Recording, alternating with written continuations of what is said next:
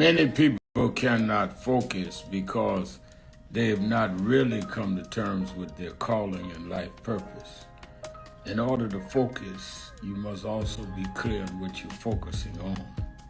So if you're not clear on your purpose, if you're not clear on your life's calling, then focus on seeking that.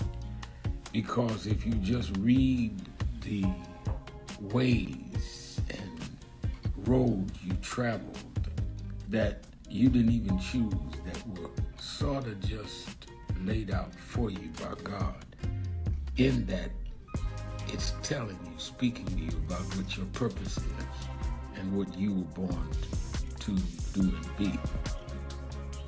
I learned the things that I didn't plan had to be planned by God, and God's plan was directed toward God's purpose in my life.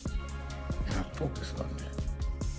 Not focus on what others do, not focus on how well they're doing or bad they're doing, but focus on whether I'm in line and aligned with what I'm supposed to be about.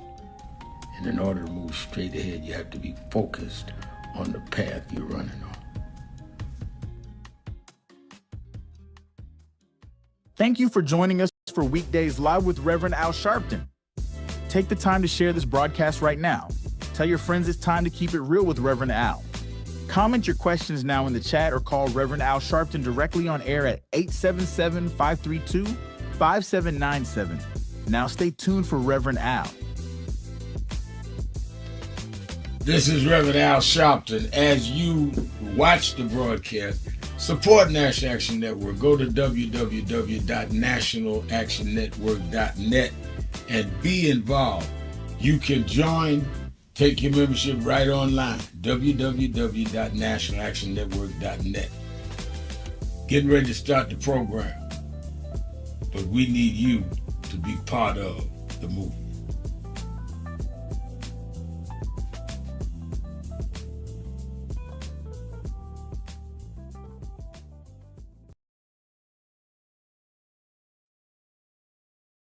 Do you know what time it is? It's Al Sharpton time. It's time to put aside all pretenses, deception, denial, or fronting. The time has come to keep it real on Keeping It Real with Reverend Al Sharpton. You need to keep it real with Reverend Al Sharpton right here on Uber TV. Reverend Al Sharpton, and we're back. 1-877-532-5797. 1-877-532-5797. Let's go back to the phone. Attorney Jennifer Jones Austin is. You know, every day, Monday through Friday, I do 3 hours a day on Keeping It Real with Reverend Al Sharpton. I do 1 hour on Sunday mornings with Reverend Al Sharpton. And I'm live on radio and TV with the Saturday Action Rally. 7 days a week, I talk to our people, hear from them, to call in. I'm sick and tired of people talking for people that they don't talk to. So go on www.nationalactionnetwork.net. Listen to my show, call in, express your opinion. You don't have to agree with me. But let's start talking to each other rather than about each other and lecturing at each other. Let's keep it real with Sharpton. Happy 20th anniversary to Reverend Al Sharpton on 20 years of Keeping It Real. 2 decades of truth-telling, fearless advocacy, and keeping the people informed and empowered. Thank you for always speaking power to justice and standing firm for what's right. Here's to 20 years of impact and many more to come.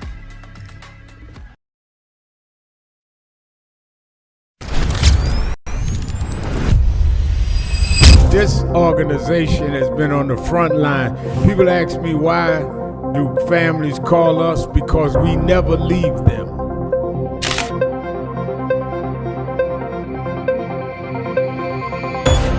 No justice! No justice! What do we want? What do we want? What do we want? When do we want it? When do we want it? When do we want it?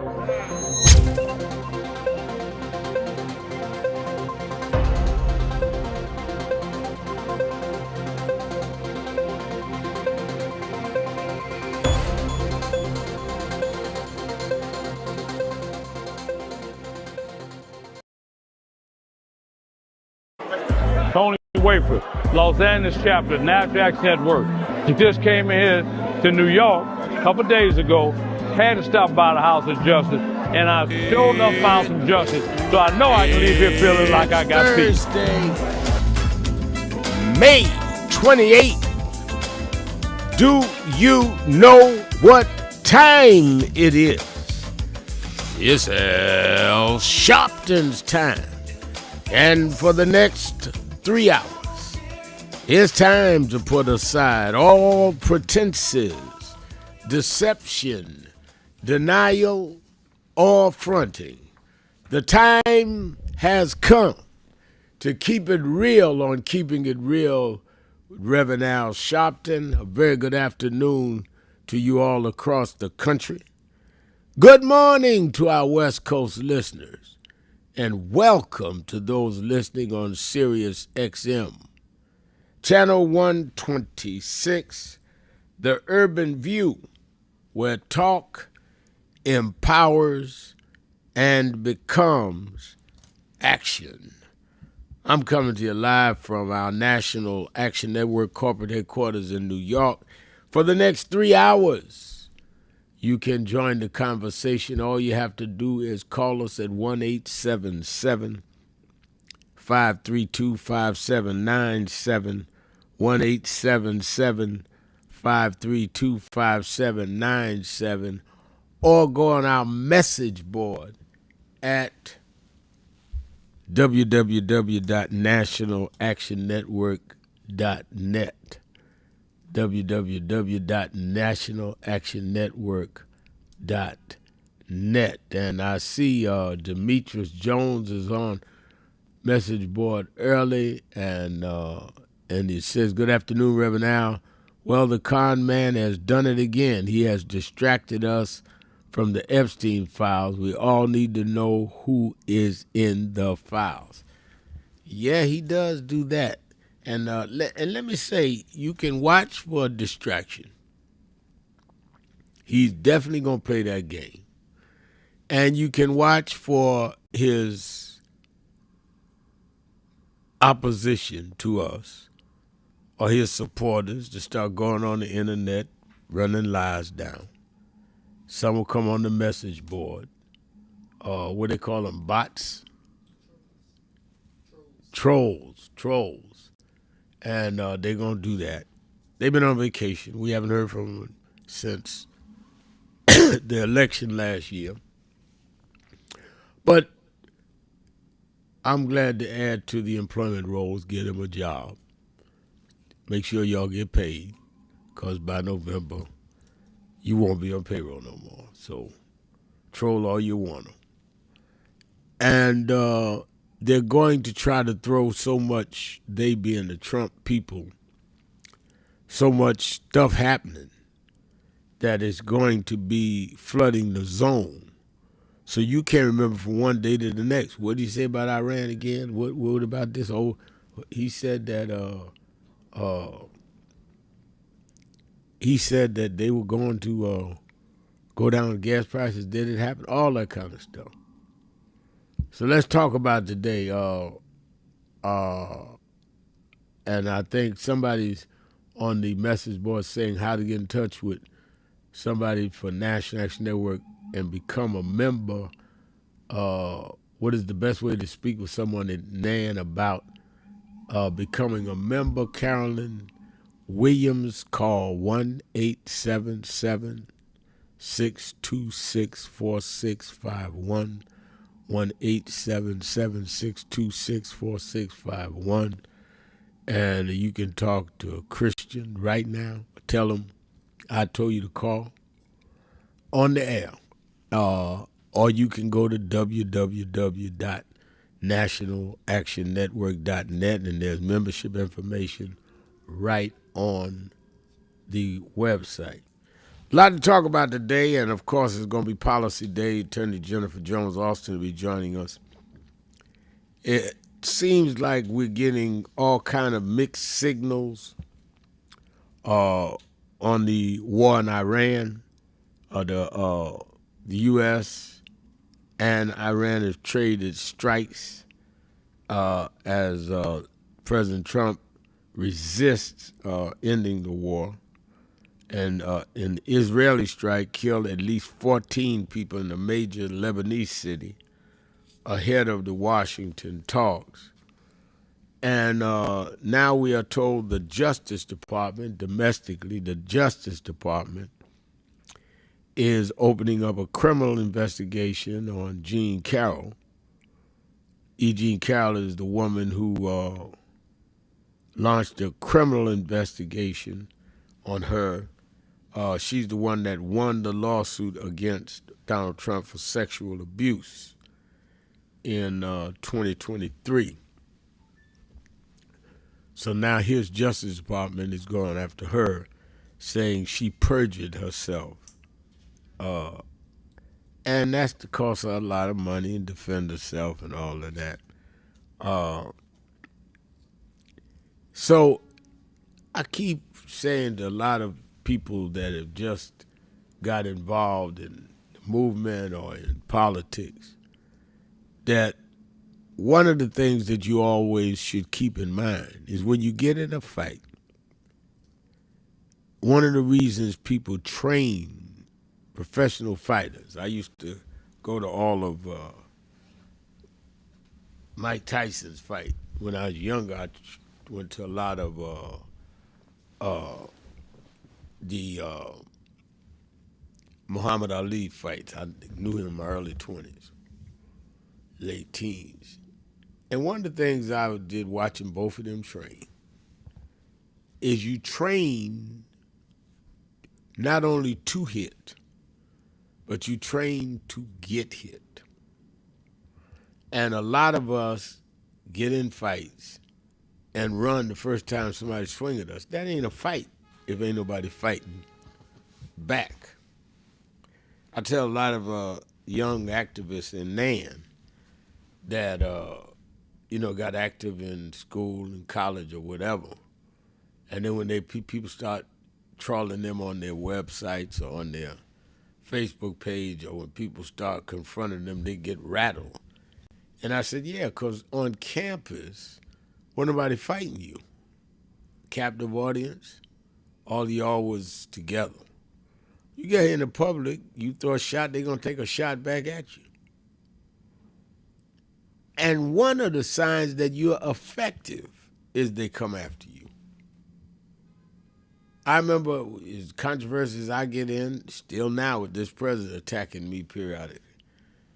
And I had a friend of mine say to me, man, Al, they always after you. Yeah, because I'm always after them.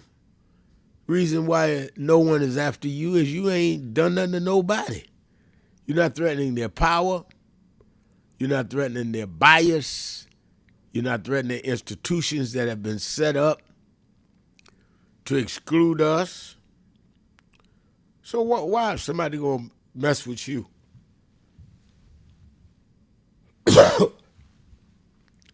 I'm working my way out this cold, y'all. So let us be real clear. The reason we got to fight, that's why I show up everywhere I can. That's why I have National Action Network functioning all across this country, because these people are trying to turn back the clock to 1950s. And they have all kind of insidious plans. They're now, Judge ruled this morning, that they can go forward in taking mail-in ballots and checking ID before they let you deal with mail-in ballots. They're moving every way they can to alleviate the vote. But you know what the most dangerous part of the stifling our vote is? People in our own community, people that get on these talk shows calling in, or people that get on these message boards and propagate vote don't change nothing. They're the ones that's dangerous because they put the doubt in people's mind. And those doubts is what led to enough people not voting, and Donald Trump became president. And it is absolutely crazy. And it is absolutely their plan to get you and I fighting each other, saying that things are not going to change, so they become in charge. I was on Morning Joe this morning, and Dr. Eddie Glauc has a book coming out talking about the 250th anniversary and what it means to us. And I was talking about, y'all got to remember, this is not our anniversary.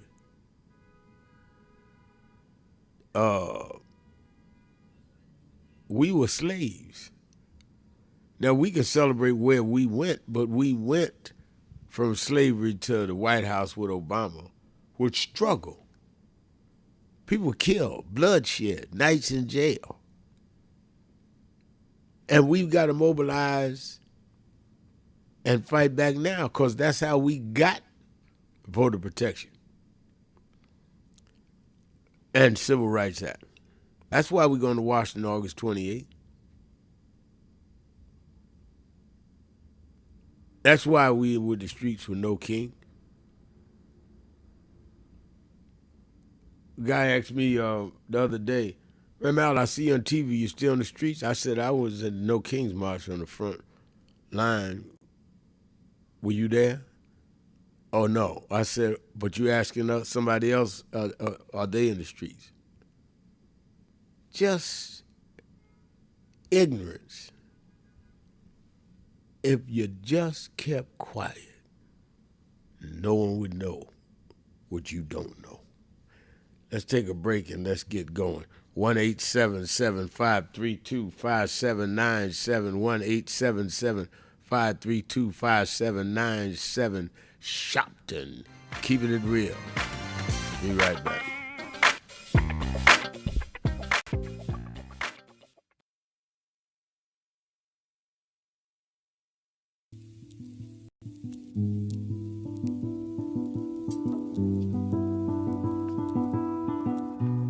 I had a thought this morning that I wanted to share with you about mentorship. I am able to do a lot of what I do because I had great mentors, but there are correct ways and incorrect ways to mentor people, in my opinion. I was mentored as a boy preacher by Bishop F.D. Washington, one of the great Pentecostal preachers of his time. Then Reverend William Jones, who became my pastor after Bishop Washington died, who was unquestionably in the top 5 black church ministers, theologians. Reverend Jesse Jackson, who I started my activism under his leadership, he and Reverend Jones. And I learned politics directly as a youth director from Shirley Chisholm. So even though I didn't finish college, I had the most unique education in the world from being exposed to giants.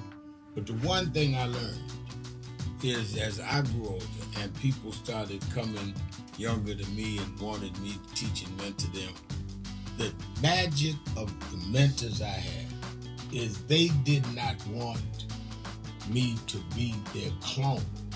They wanted me to learn things from them and use my own gifts and talents in my own unique way and let me do things on my own, because they knew that if I flopped in some things, it would teach me for the other things. They'll come and help me once I was down, but they were not going to have me avoid being down.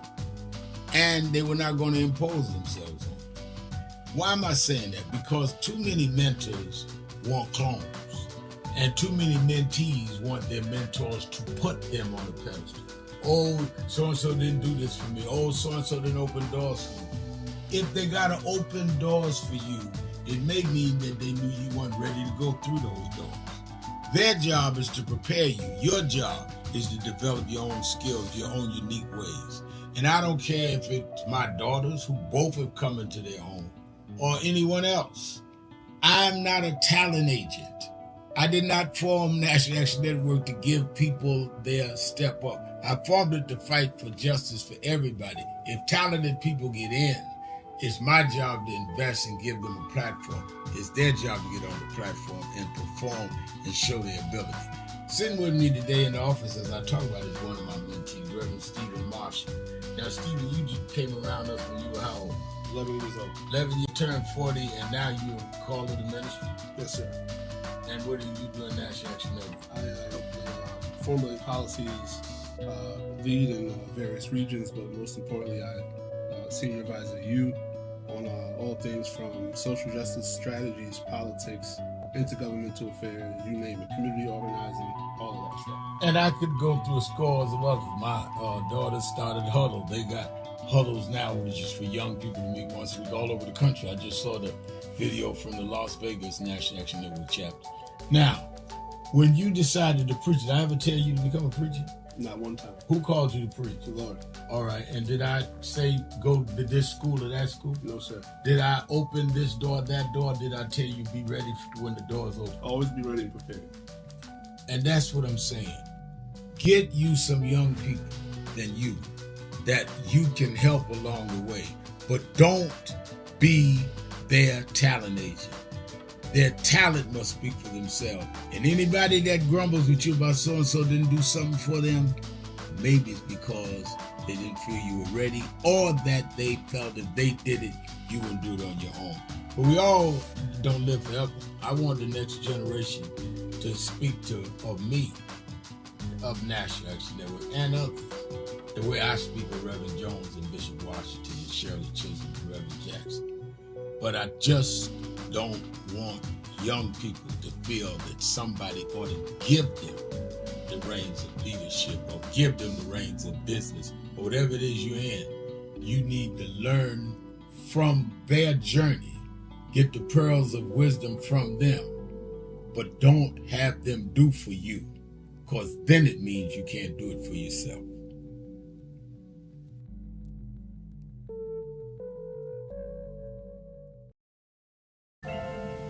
Thank God I was blessed to have both in my life. Both historic, strong figures. But if I misused them and listened to not only figures that are not as historic as them, but figures that had nothing to do with the calling and purpose of my life, I would live confused. I'd be double-minded. I'm clear. What I want you to do is be clear. Clear on who you are and why you are. And a lot of that will be exposed to you and others by who you are around and who you allow to enter your head. Keep people at a distance that only have a distant unclear vision of who you are and who you are supposed to be. They could be your blood relatives, but they could not be the ones that accompany you toward what you ought to be about tonight. Everybody good to you ain't good for you. Everybody that makes you laugh sometimes end up making you a joke.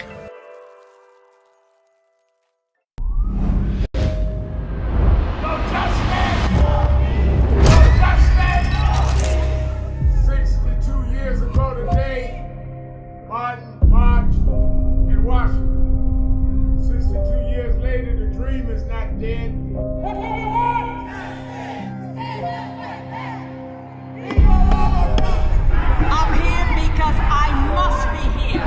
Democracy is not them evidence. What Trump will erase, we will replace. Is the dreamers in many cases have reversed and tried to turn it into a nightmare. We come to Wall Street rather than Washington this year to let them know you can try to turn back the clock, but you can't turn back time. We gonna keep the dream alive on Wall Street.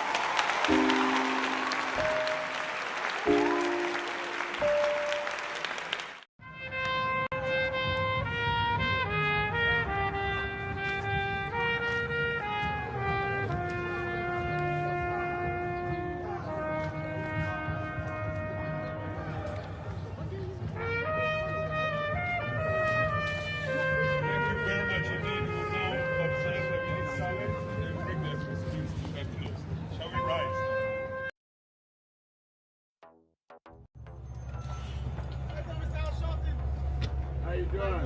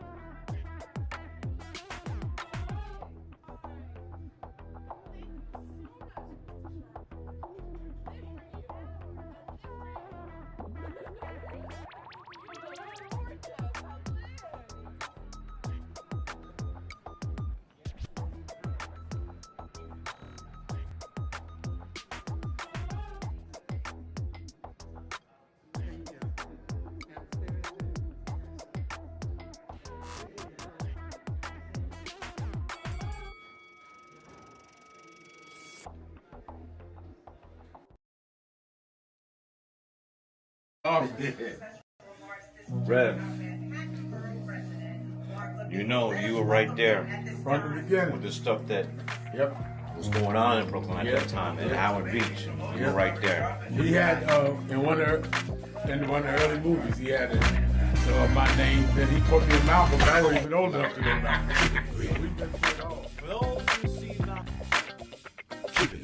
You ready, sir? Keeping it real, keeping it real. I am your host, Reverend Al Sharpton. 1-877-532-5797. 1-877-532-5797. Or go to the message board. Monica Spruill Child says, hello, Reverend Al. We all know that that they do anything to distract us, and he calls everything fake news. He knows he's lying, and so do we. The distractions are there. You're so right. So right, Monica. Is a Bay says it's legal night tonight. How do I watch online? Go to nationalactionnetwork.net. Legal night, the late, great attorney Michael Hardy, who started National Action Network with me, started Legal Night. And Legal Night is where you can call and get legal advice without paying a consultation fee to a lawyer. And we have a battery of lawyers there. We've been doing this, I guess Michael started about 11 years ago.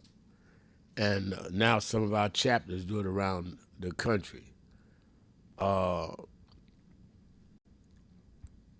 Let's go to the phones. Let's start with Demetrius in Cleveland, Ohio. Demetrius, you're keeping it real with Al Sharpton.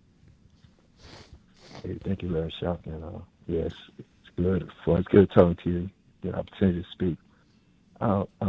First of all, concerning the Department of Justice pursuing the case against Jim Carroll, To me, it's really a shame that the Department of Justice is not serving its function as an independent part of government, to go after those who break the law.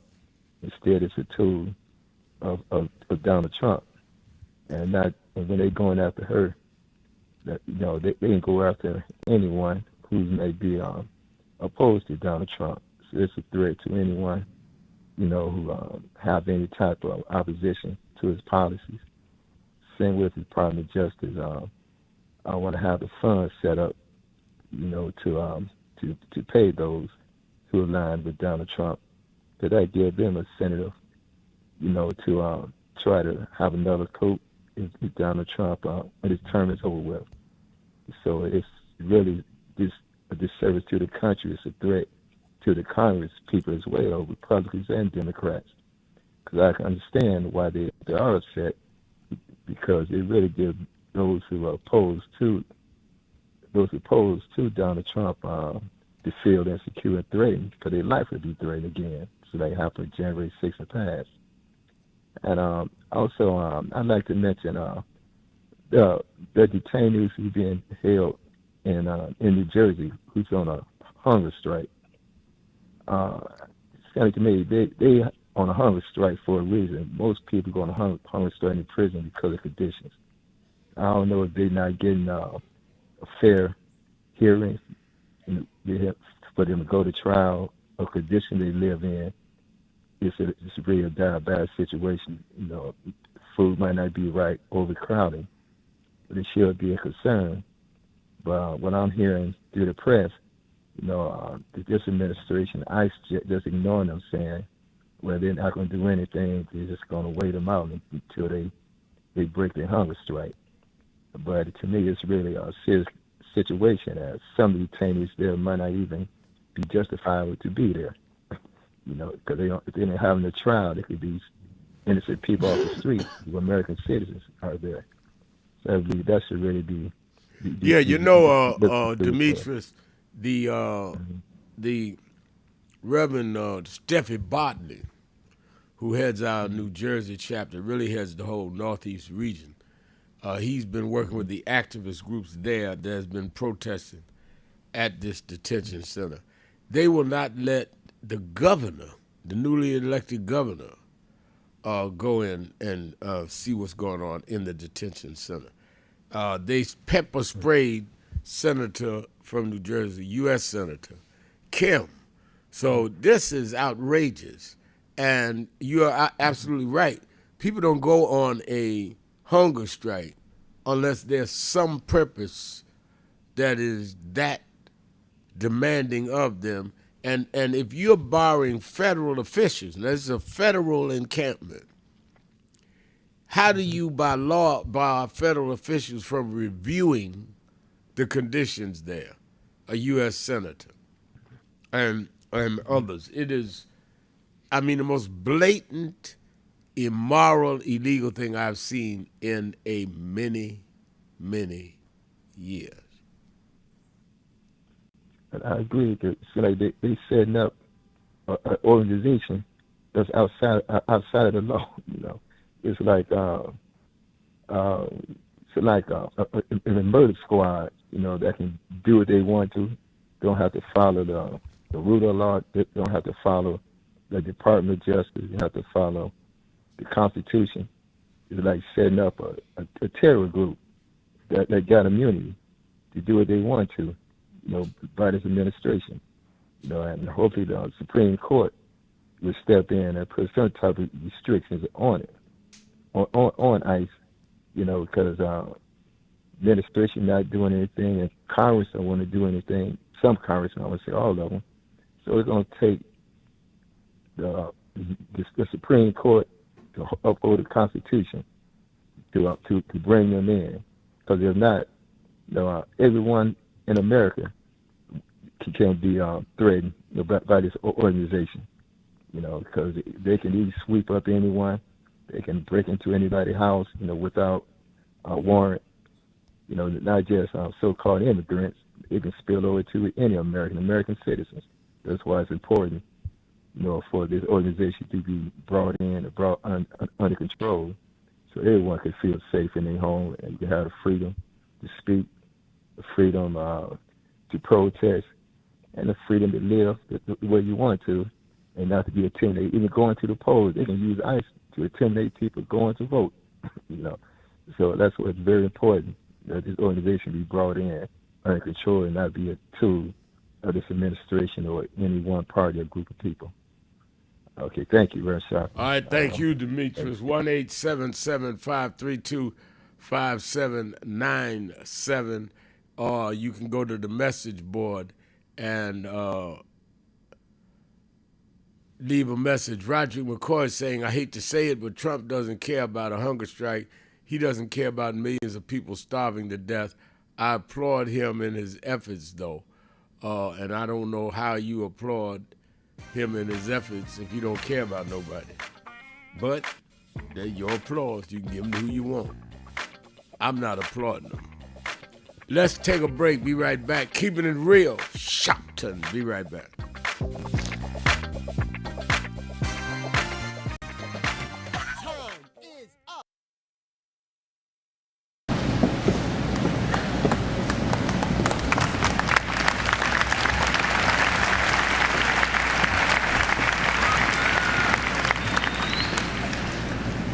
All over the world today, people are gathered in love vigils to celebrate the life of a man that taught the world how to love.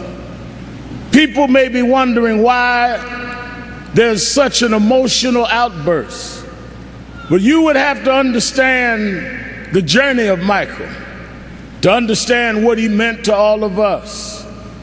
For these that sit here as the Jackson family, a mother and father with 9 children that rose from a working class family in Gary, Indiana. They had nothing but a dream. No one believed in those days that these kind of dreams could come true. But they kept on believing, and Michael never let the world turn him around from his dreams. I first met Michael around 1970, Black Expo, Chicago, Illinois, Reverend Jesse Jackson, who stood by this family till now. And from that day as a cute kid to this moment, he never gave up dreaming. It was that dream that changed culture all over the world. When Michael started, it was a different world. But because Michael kept going, because he didn't accept limitations, because he refused to let people decide his boundaries, he opened up the whole world. In the music world, he put on one glove, pulled his pants up, and broke down the color curtain, where now our videos are shown and magazines put us on the cover. It was Michael Jackson that brought blacks and whites and Asians and Latinos together.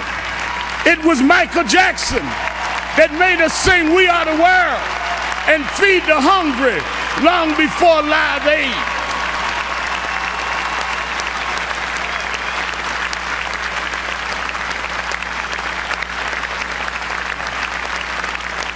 Because Michael Jackson kept going, he created a comfort level where people that felt they were separate became interconnected with his music.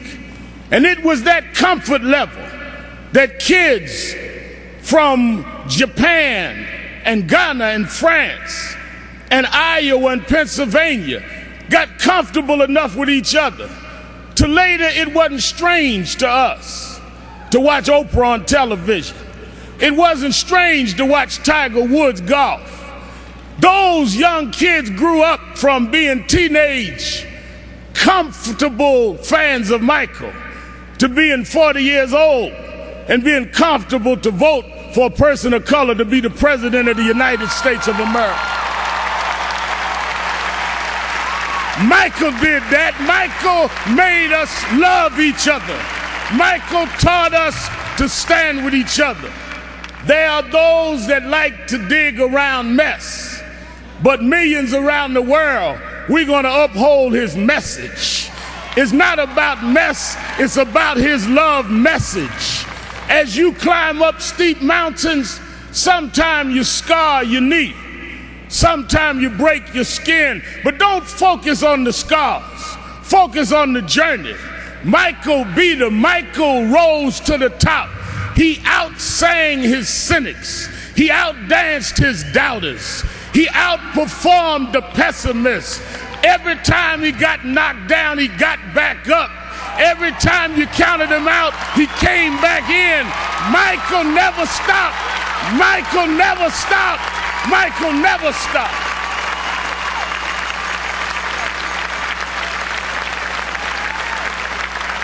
I want to say to Mrs. Jackson and Joe Jackson, his sisters and brothers, we thank you for giving us someone that taught us love, someone that taught us hope.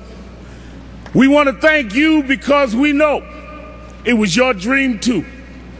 And we know that your heart is broken. I know you have some comfort from the letter from the President of the United States and Nelson Mandela, but this was your child. This was your brother. This was your cousin. Nothing will fill your heart's loss. But I hope the love that people are showing will make you know he didn't live in vain. And I want his 3 children to know, wasn't nothing strange about your daddy. It was strange what your daddy had to deal with. But he dealt with it.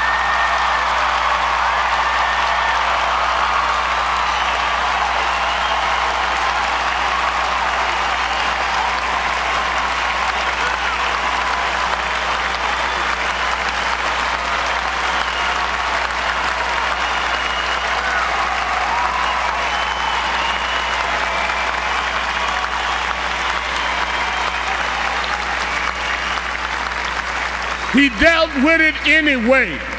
He dealt with it for us. So some came today, Mrs. Jackson, to say goodbye to Michael. I came to say thank you. Thank you because you never stopped. Thank you because you never gave up. Thank you because you never gave out. Thank you because you tore down our divisions. Thank you because you eradicated barriers. Thank you because you gave us hope. Thank you, Michael. Thank you, Michael. Thank you, Michael.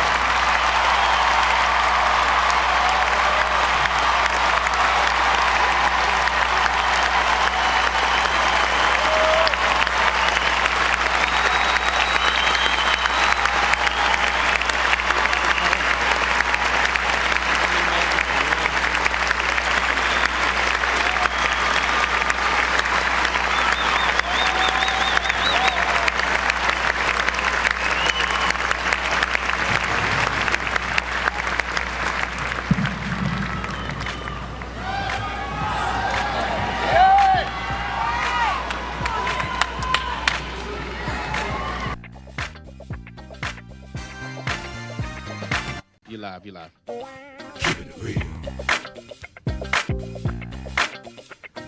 Keeping it real, keeping it real. I am your host, Reverend Al Sharpton, and we're back. Let me tell you, a lot is going on. We've seen in the last 3 days, the Supreme Court in Alabama said they will not let them interfere with the voting districts. They were based on race. The Attorney General of Alabama is appealing to the Supreme Court. We see that in Georgia, Florida,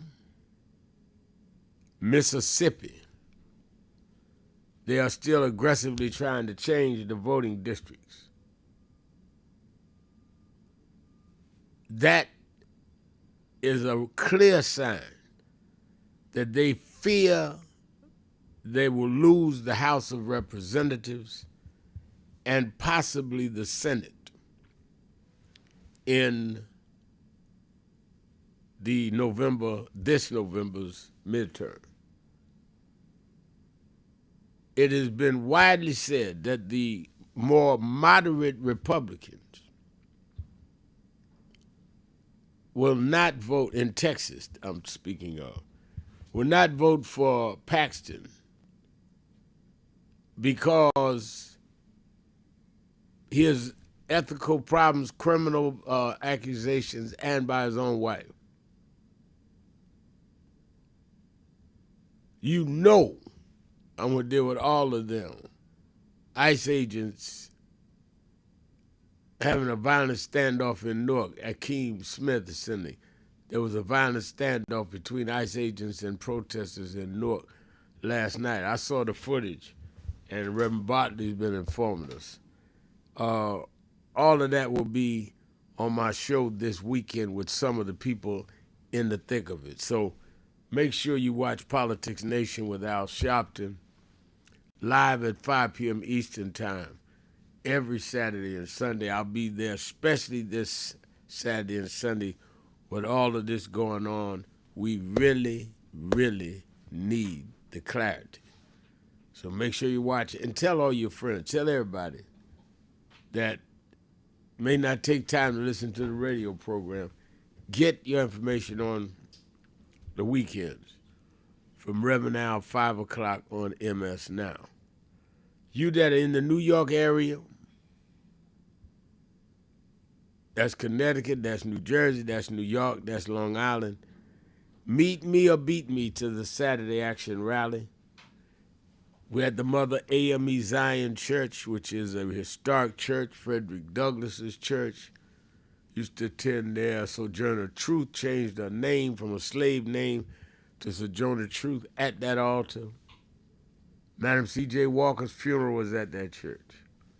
And we've been there last couple of months as we prepare to move into our new headquarters. I went up day before yesterday. It's coming along very well. We're just getting all of the certificates of occupancy straight, and we're about 2 weeks out from moving our Saturday rallies to our permanent home. Make sure you that are in the area can come meet us at Mother AME Zion. That's at 137th Street and Lenox Avenue in Harlem. You that are not in the New York area, you can watch it live on Impact Television, live stream at National Action Network, AME Zion Church Network, or you can go to YouTube/NAN. Don't miss a Saturday rally. All right, let me go back to the phones. 1-877-532-5797. Let's talk to Rick in Germany. Rick. Good day, Brother Sharpton. Good day. I'd just like to add a comment to your earlier comment about Trump and his administration desiring to take America back to the 1950s. I disagree, but only a little bit. I think he wants to take America back, and not just him, but the wealthy that puppeteer him, and the wealthy that stand beside him, the wealthy that travel with him. I think they want to take America back to the 1910s, 20s, just before the 1930s, when there was the election of Franklin Delano Roosevelt, and the wealthy were in quite some control of America. I think that we still have the vote, even though the protections against things like gerrymandering have been overturned by the Supreme Court, the U.S. Federal Supreme Court. We still have the right to vote. And I think if we come out in numbers continually, not just this time, all votes are important. If we come out and vote, we can wrest power away not only from Donald Trump, but from the wealthy that intend to never pay their share of taxes or allow America to become a more socialist, capitalist hybrid. Brother man, I'm done.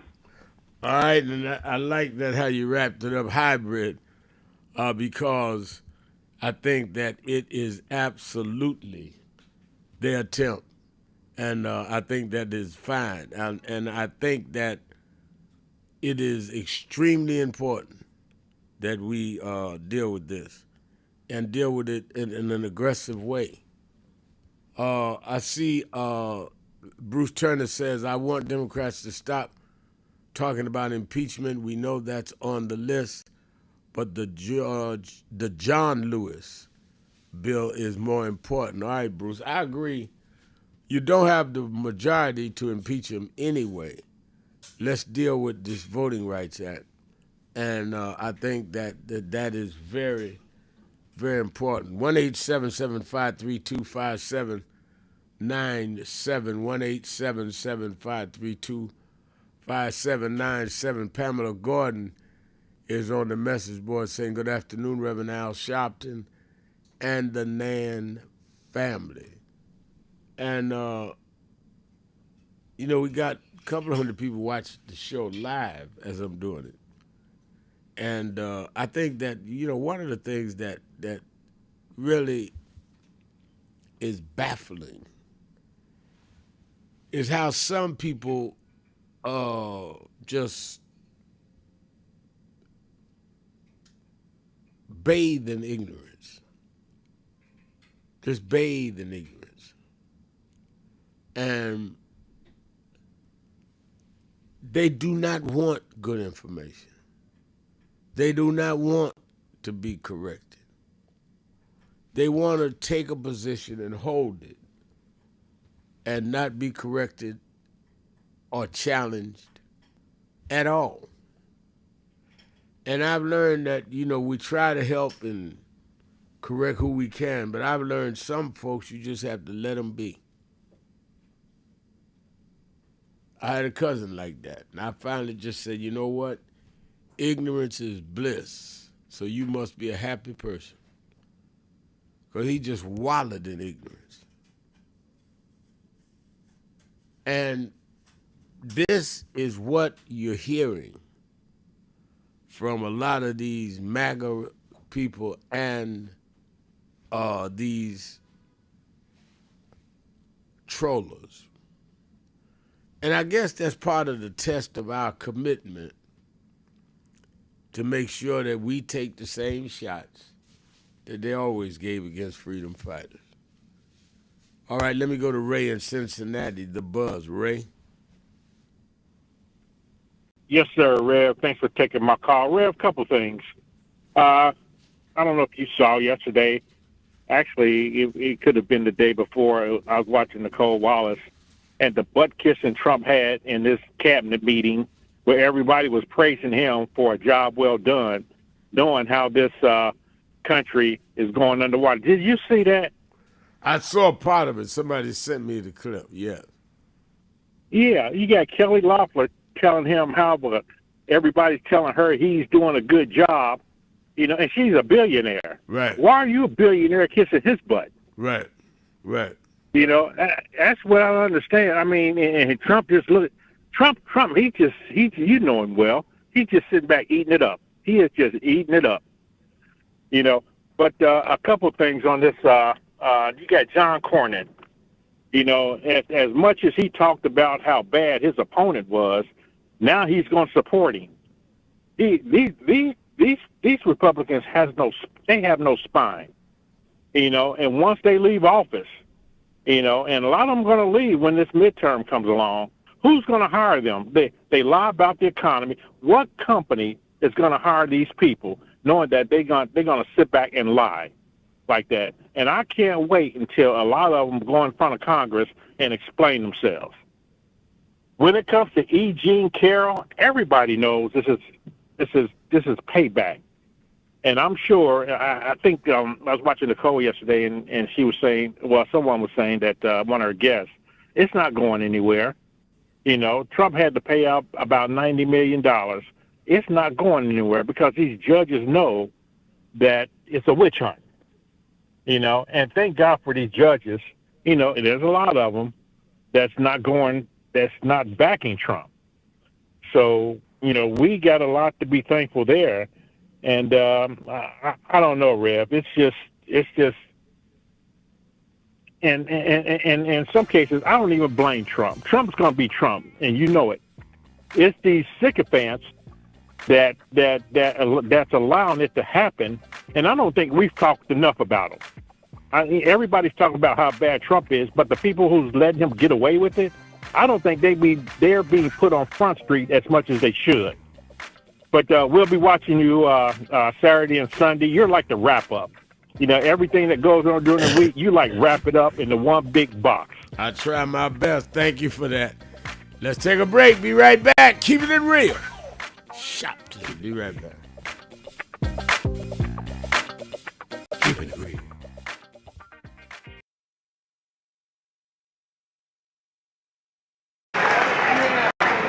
I remember I was 12 years old. I was a boy preacher in the Church of God in Christ. Bishop Shear knew my bishop, Bishop Washington. Bishop Washington, my mother was concerned I was getting into politics. They brought us to Reverend William Jones. His daughter's traveling with us. And Reverend Jones introduced me to Jesse Jackson. I became his youth director in New York at 13. I liked Reverend Jackson because he was a little hipper than the older preachers. He was 27, I was 13 by the time I became youth director. So he was like a father figure to me. When I got about 40, he said, quit calling me father, call me big brother. We went to the car center, and James Meeks and Jesse Jr. and I had dinner with him that night. And that's where he said to us, Al, Meeks, Jesse Jr., y'all are my disciples. And we said, disciples? And for years we joked each other. I'd come in the room and Junior say, here's disciple number 1. But discipleship meant you carried forth the vision. The next day, he took me on the ferry to Goree Island, Mrs. Jackson. On Goree Island, he showed me where the slave camps were. And I will never forget, he said, Al, you see what that artifact is? I said, what's that? He said, they call it the door of no return. When you go through that door, you either made it to America to slavery, or you died in the Atlantic. The door of no return. But I talked to him about 3 years ago, and I reminded him, I said, remember when you brought me to the door of no return? He said, yeah. I said, well, we did return. We returned the President of the United States, Barack Obama. We returned the Vice President, Kamala Harris. We returned with businessmen. They thought they sent us as slaves. We came back as global liberators. The problem is that too many of us did not join the movements that sponsored us. And there was a breakout in 2024 called Negro Amnesia, where you forgot where you came from and forgot how you got where you got. Therefore, they're trying to take back everything you had.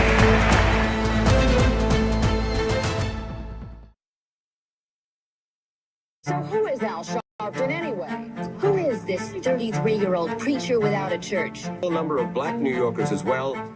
He is little more than a pudgy exhibitionist who can be counted on to show up, bullhorn in hand, at every racial incident.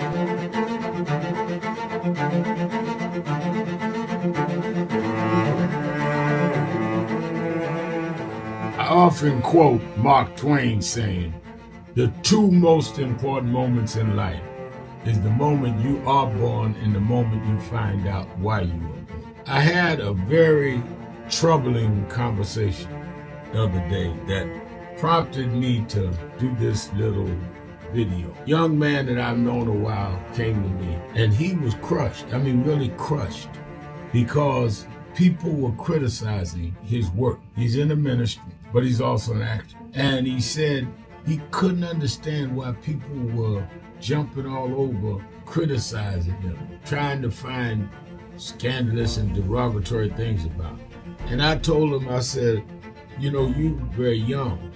You don't know the road I've traveled. They call me everything but a child of God. A blabbermouth, a loudmouth, too flamboyant, an agitator, a racist, I had to learn. Yeah, right. I was not defined by how others saw me.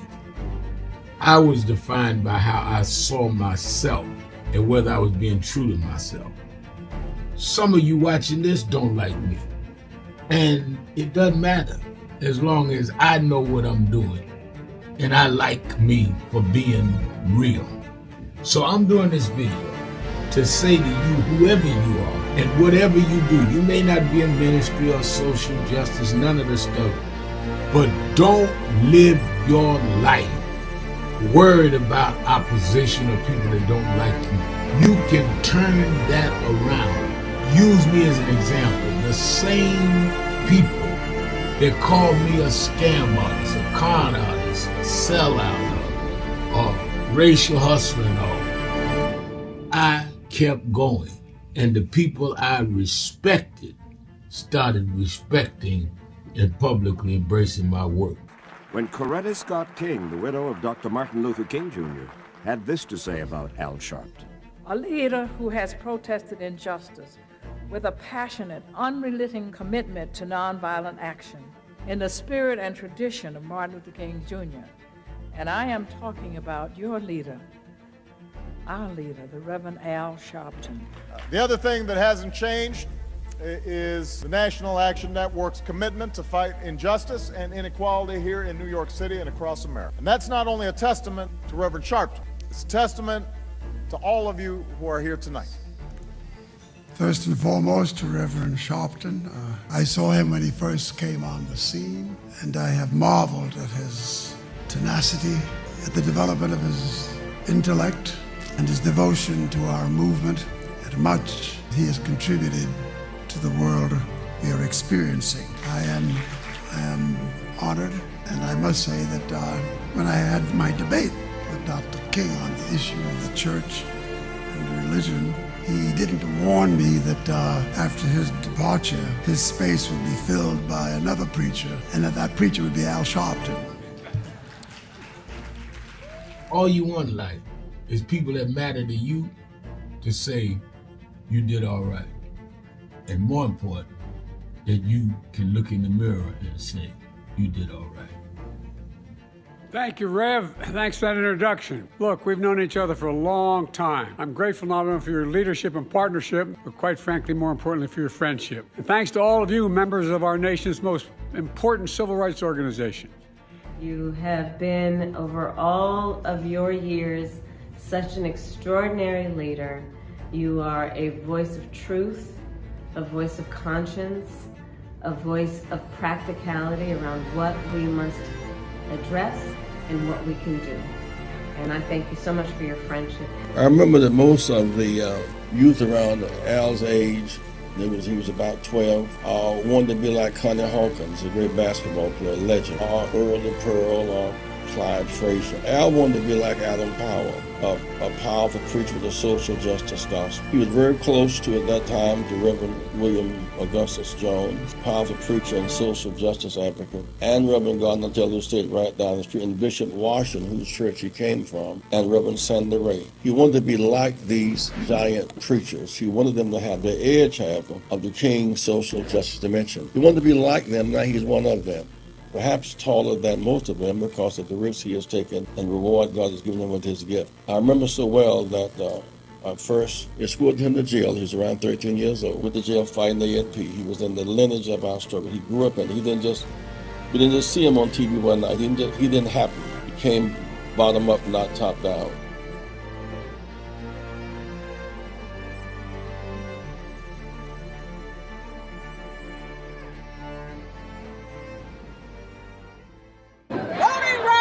Voting rights.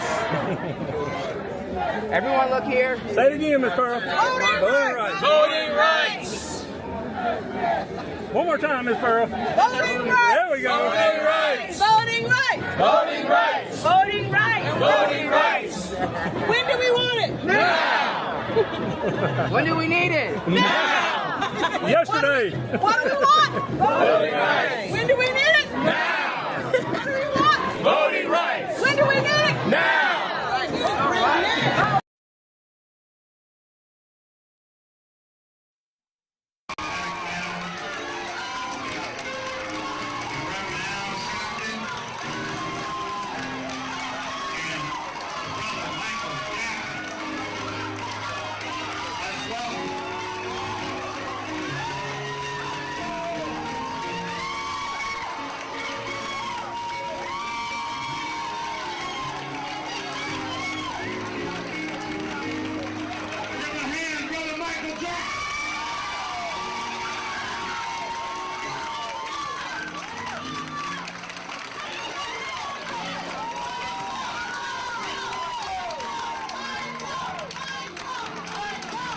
All right. We need some room. All right, hold on. Michael Jackson is the highest selling artist of all time. No one has sold more records in the history of the planet than Michael Jackson. But Michael Jackson said to us, he did not want to just raise the issue of what's happening with him. He said that artists all over the Keeping it world real. Keeping it real. to stand up and I am your host, Reverend Al Sharpton. Let's go right back to the phone. Let's go down WAOK, Atlanta, Georgia. Let's talk to Ron in Atlanta. Ron? Big ups to you, Big Reverend. Thank you so much for being such a voice in the movement today. Thank you. And when I think of James Brown as one of the outstanding greatest entertainer of all times, and I know you have an effect and a connection with him that he saw in you, right. And I'm glad he saw you and was able to get you in the movement at a level where we can talk to, and you can talk to us nationally.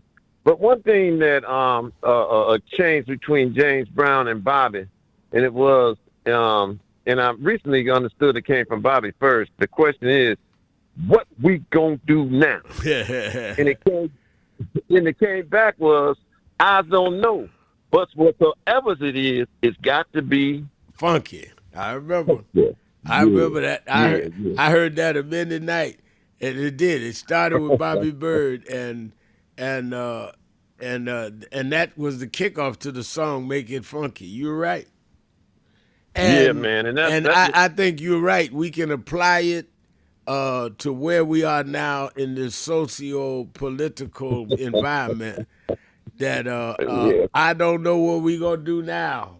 But Ron, whatever it is, it's got to be funky. You're right. And I say that in jest, but I also say that we cannot be quiet and still while they're trying to take everything from us. So we got to funk it up a little. Yeah. And Doc, when I look at and hear voices of Harlem, it's not Harlem no more. Right. And when I see the connection in Atlanta and the school closures connection, I mentioned 16, it wasn't 16 schools, but it was, I'm reading about 6. But anyway, there's a decrease in school population in African-American communities because African-American communities is being gentrified. That's right. And I don't think that we got to look at, let's put it like this. I don't think we should not be blind or indifferent to the impact of how we are coming together. If we're coming together by there's a closure, impact of closure of schools. If we're coming together and it's a detour from the things that we were addressing, like the history and the education and the curriculum in our schools, then we're being pushed out of the concerns of our voices where we wanted Black history, we wanted curriculum change, we wanted safe communities that don't have to just be transitioned by being gentrified, by being safe. we had the history in the Nation of Islam where mannerism and security was important, where we could have and should have found some kind of way to for the government to help finance that without corrupting or trying to change the stimulating impact of black pride that the Nation of Islam was one of the people. I can see it now where the Muhammad Speaks newspaper had a hand stretching from America or from the West to Africa. You know, we have given up. When I say given up, gentrification has caused a displacement. And I think that maybe, I want to ask you, Reverend, I'm going to get off the phone. How do we address the people or the gentrification of advantages that's going on in our community? Because it's advantage by people who's coming in. But what is the impact, and how about the conscious reflection upon those who are coming in to what kind of impact that they having? What I see in Atlanta is displacement, is a greater investment in shelters, is people sleeping out and being exposed to the fact that they don't have no home, and black ownership is going down. So I think that, Reverend, we're going to have some kind of better response to how our community is changing, and seeing that gentrification is going to have an impact on the closure of schools and really the races coming together or issues that being addressed. Because Harlem is not Harlem no more, and Southwest Atlanta, and gentrification and integration period on this last note, that we're not being better citizens and getting to know each other. One is being outpriced and because of gentrification and all that. What say you, Rev?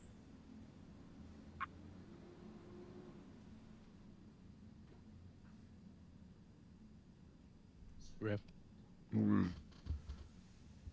I'm reading a long, intriguing letter from a state legislature. I don't know whether or not he's authorized me to read his name, but he's saying that what they're switching in his particular state, he's in the Midwest, is they want to take the voter rolls and the mail-in ballots, which is what they just announced this morning, and so they can then tie people up, falsely accuse them of being illegal immigrants, or saying they're not at the address they say, any kind of technicality to try and tamp down our vote. And I think that this, it sounds like a conspiracy, but it's happening. And that is why, when I started a couple of weeks ago talking about coming out of NAN convention, we formed brigades in our various chapters to go get people to vote and to stand outside. So if ICE and them is there, you're not there to fight. You're there to photograph and encourage people, go on and fight. Go on and vote. We got to be on the ground. We have to. Yeah. Go ahead. I'm sorry, Ron. Yeah, and being on the ground, Reb, I'm going to put a little rhyme on it. We need to be around. Mm-hmm. And if we're looking at cities being shaken and schools, and we're seeing population that having a direct impact as far as white folks moving in black communities, or black folks not able, and the prices are going up on houses and what have you, but it does not keep the family schools or the neighborhood schools in from elementary to high school functioning, because, Reverend, I don't know of any place where we have seen where white folks are comfortable as far as being a minority in black populations. My father came here from upstate New York, and we came into, maybe we just missed it by a year or two, where black folks was a minority. We know how to be a minority in a white school system, but they don't know how. And the only way they basically deal with is that they don't have children to come into the school systems, and then they maybe start coming in and getting it. But Black folks are pushed out economically, it's just so much. Gentrification, I think, has lost its consciousness, if it ever had, but it should have a racial sensitivity and realize that when they be on a negative impact. Thank you for your program, Doc, and your voice is so large today. Well, I think that this is, this is the kind of information. Thank you for your call, Ron.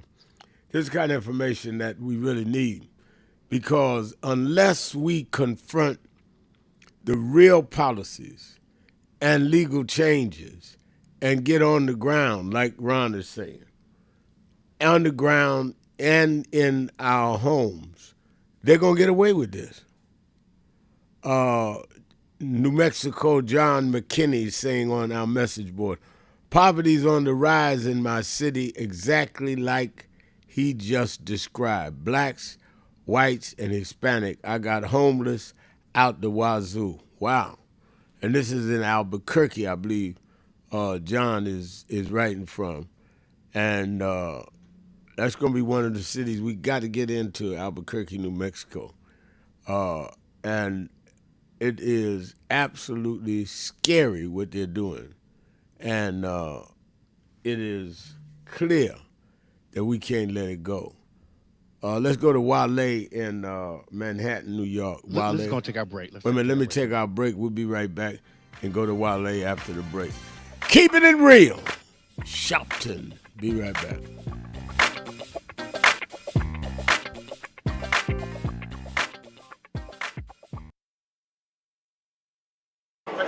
Tony Wafer, Los Angeles chapter, NASDAQ Network.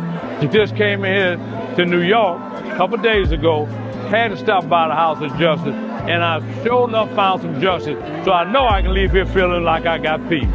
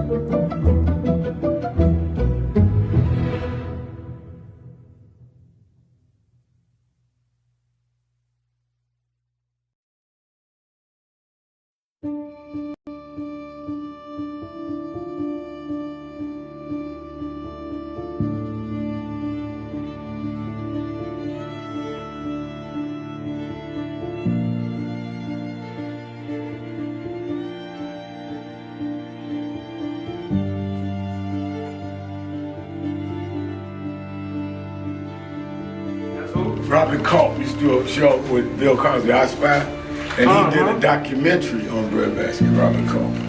Oh, wow. You need to see that documentary. It's great. Absolutely. I lived this. I didn't read this. I lived it. I was there. You true to this? I'm true to this. Not new to this. I ain't new to this. Vote to phone true. He was, Jack O'Dell was one of the guys that Kennedy warned Dr. King about. Say he was a communist. Okay. Wow. Jack O'Dell and Stanley Levinson. And Reverend brought him in. Nobody else in the movement would deal with Jack. Reverend brought him in. Oh yeah. Sure. Just us. Just us. But there's stories behind all of it. It didn't just happen. But I am somebody. I may be on welfare, but I am somebody. I may be in jail, but I am somebody. I may be an educator, but I am somebody. Beautiful, crime. I must be respected. I must be protected. I am somebody. Come today. I see the Reverend Jesse Jackson is here. Yes. Lord, we thank you for the Reverend Jesse Jackson. Yes. I see the Honorable Maxine Waters is here. Yes. We thank for Maxine Waters. You see the Reverend Sharpton is here. Yeah. We thank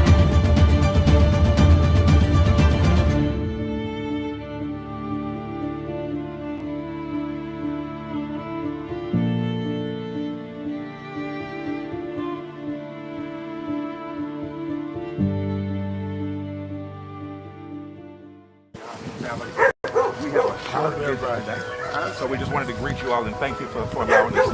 Yes, sir. We went to go. Yeah. We was here. They were on the plantation. Our family was on the plantation. Wow. And that's, of course, that's the slave house. That's one of the slave houses. Sir, it's been 13 years. That's right. Good to How see you been? Doing fine.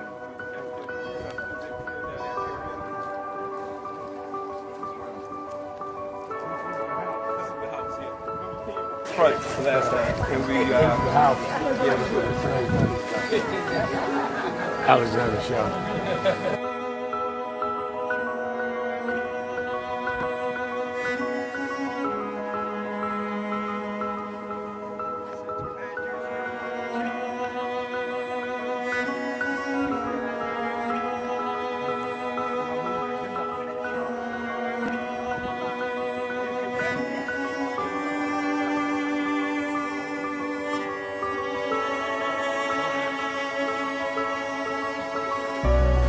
How many slaves were staying there? I have no idea.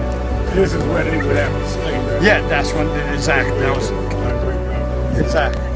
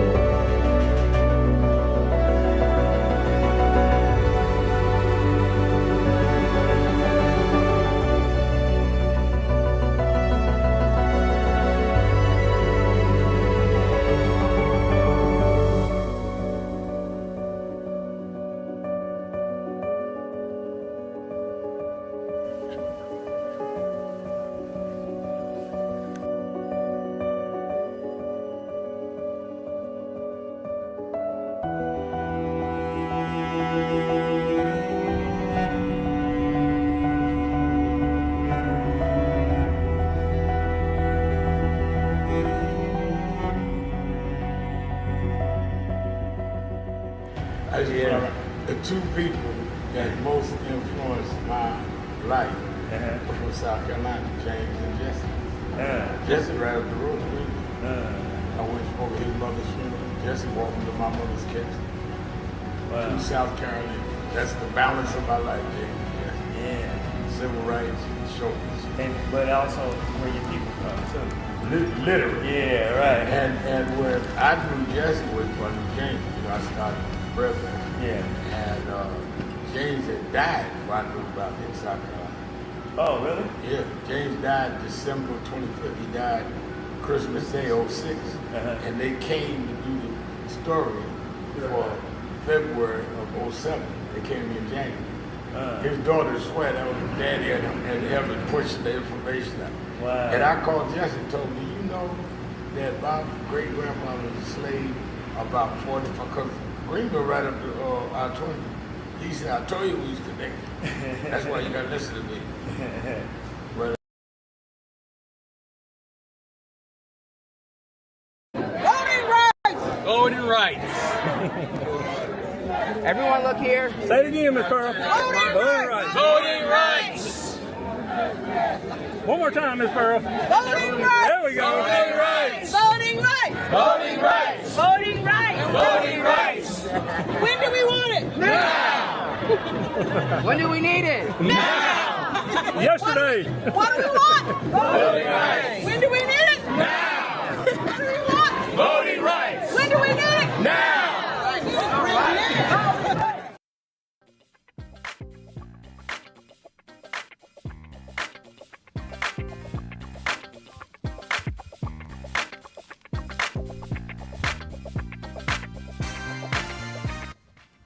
You live, sir. keeping it real, keeping it real. I am your host, Reverend Al Sharpton. Let's go right back to the phone. Let's go to Wale in Manhattan. Wale. Thank you for taking my call, Reverend. So I'm gonna spell this gentleman's name. It's Sheena. Last name Austin, Austin. He has a piece on YouTube called $1 million View. Listen to what Dr. Claude Anderson has to tell black people. He wrote this in November 5th, 2025, and it talks about the civil rights movement. But it's an excellent piece, and I just want you to listen to it. The other thing I wanted to say is I think what would be really nice, because you have a lot of shows, right? You have, what's the one, CNN Now? No, MS Now. MS Now. What's the other one? Well, Keeping It Real. Those two, right? Keeping It Real. I do the television is MS Now. Keeping It Real is this show, and Sunday is Sunday Hour Power. Right, Hour Power. I forgot about that one. I listened to that one too. Okay. So what am I saying? So really your show is really the only outlet, black outlet, that keeps us informed about politics. You actually you're like the conduit.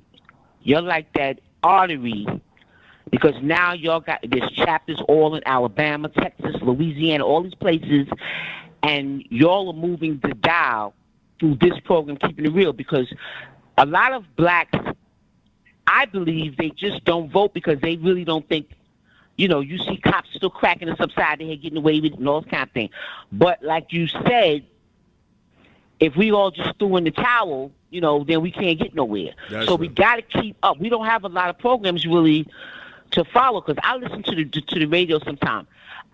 Sometimes I listen to the music on 101.1 because it's soothing, it's mild, it's that 70s sweet sound, whereas sometimes the other one, I won't say what it is, because your homie is over there. But a lot of that music is the hip-hop and all that wilding out and all this kind of thing. I don't have time to listen to that. My nerves can't take it. But the thing I think what I would love to say is I would love one day for your rally to be, because we hear politics every day. We go over the latest with Trump. We talk about Trump and as we should, because he has done a lot. He has eliminated. The more I listen and watch the programs, he got rid of that chief, that black guy, and all these blacks he got rid of, and 300,000 black women he fired from these municipal jobs, and all this kind of thing, which I wonder, did any of them sue? But that's not, you can answer that maybe later when I finish. Did anybody try to sue Trump? Because from what I understand, to get fired from a job, right? This is your show. I'm gonna tell you what to do, right? I'm sorry. How can somebody fire somebody without probable cause? You got to have a reason to fire somebody. So hopefully them people took his butt to court and sued him, because you can't just fire somebody for no reason. That's the other thing. But what I would like to see at your rally, I know a lot of people are not Pentecostals, so they're not used to having testimony service. They're not used to shouting and running through the church. I got all of that. But what I would love to see, Reverend Sharpton, is you devote a service one day where you preach. You don't call in somebody to come in to preach.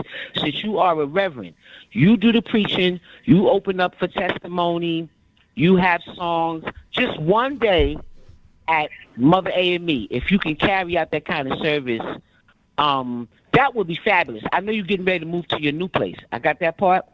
But it would be nice if you can maybe use the last service there at Mother AME to conduct that type. You do the preaching, we have people testify, songs, and just make church out of that service. Have real church in that service and leave the politics for later on. You think you could do something like that maybe?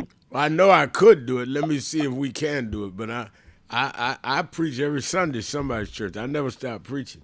And I think it's a great idea. Let me see how we schedule it out. If we've already booked preachers, because what she's referring to, and thank you for your call, Wale, is You're welcome. That every Saturday, first hour we have singing, and then we let people in the audience. We have a segment called What's on Your Mind, and we let people speak right on our live stream, whatever they've got to say without our prompting it. And then we have an inspirational preacher who does about 10 minutes, and then we go into 10 to 11, and that's when I come out and speak and lay out the political agenda and do a little ending with biblical reference. We may do that, Wale. I take you very seriously. We're joined, as we are every Thursday for the last 90 minutes of this show, with the CEO of the Protestant Welfare Agencies in New York and the vice chairman of the National Board of National Action Network, Attorney Jennifer Jones Austin. How you doing, Attorney Austin? I am good, sir. I'm good, and I like Wale's idea. I do I think that's a great idea. I like that too. I'm there. I'm gonna make sure we haven't booked nobody. We'll try to do that. And she said it with the right person listening, because you're the one negotiating when we move in, and we're trying to get in by next. We're trying to get in by next week, and that you've been diligent on this, and it looks like we may get there. Let me so much we need to talk about terms of policy. Now let me start with this. News broke yesterday. The Alabama Supreme Court upheld the 2 black majority districts in Alabama, and the Attorney General of the state of Alabama said they're going to appeal. Does this mean that they can go to the same Supreme Court, national, and that they overturn the local state Supreme Court in Alabama?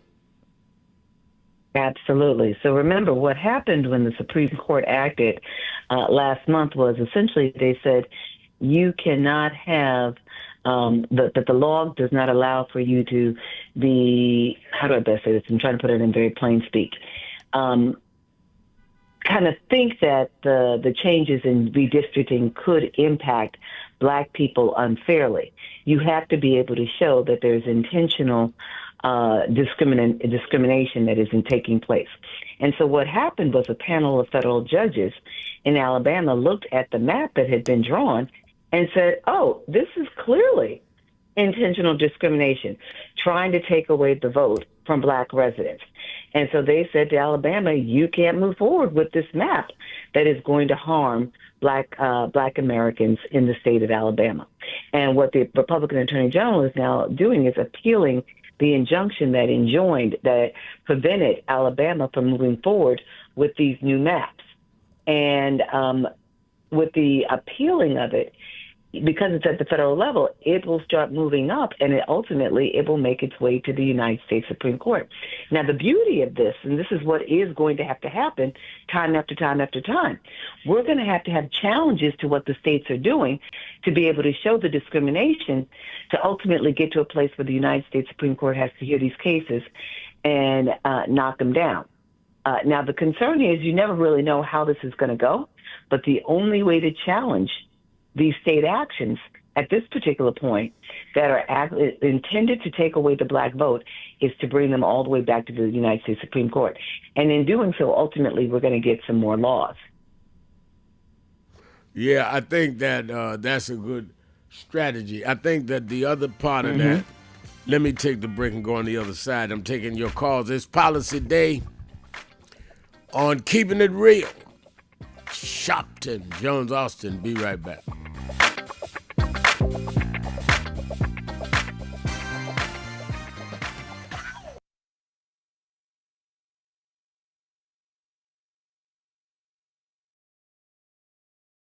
Rev, you know, you were right there. The stuff that was going on in Brooklyn at that time, at Howard Beach. You were right there. He had in one of the early movies, he had my name. Then he put me in Malcolm, but I wasn't even old enough to know Malcolm. So we've been through it all. For those who see Malcolm X, it's 3 hours. But fast forward to the scene yourself. Yep. Bobby Seale. Right. Bobby Seale, Denzel, and me. Yeah. Denzel was on the set. Now, let me ask a question. Yep. What was your weight on that scene? I probably about 270. I was bigger then. Yeah. Still had the hair, man. Yeah, you had the hair on. Yeah, it was Denzel, yourself, and Bobby Seale. Yeah, all in one scene. And also, there was no cut, so we went like this. That's right. That's right. That's right. Yeah. Only Spike could have done that. It's my brother right here. My baby. Brooklyn's in the house. Yes, sir. Brooklyn's in the house. BK. Hello, New Orleans. Let me tell you straight. They did not think we could come and be here tonight. They cut budgets and advertising, but one black man, Rich New Dennis, said, I don't care. My families come together every 4th of July weekend, and Essence will happen, because that's who we are. Give a big hand to Rich New Dennis for bringing us back.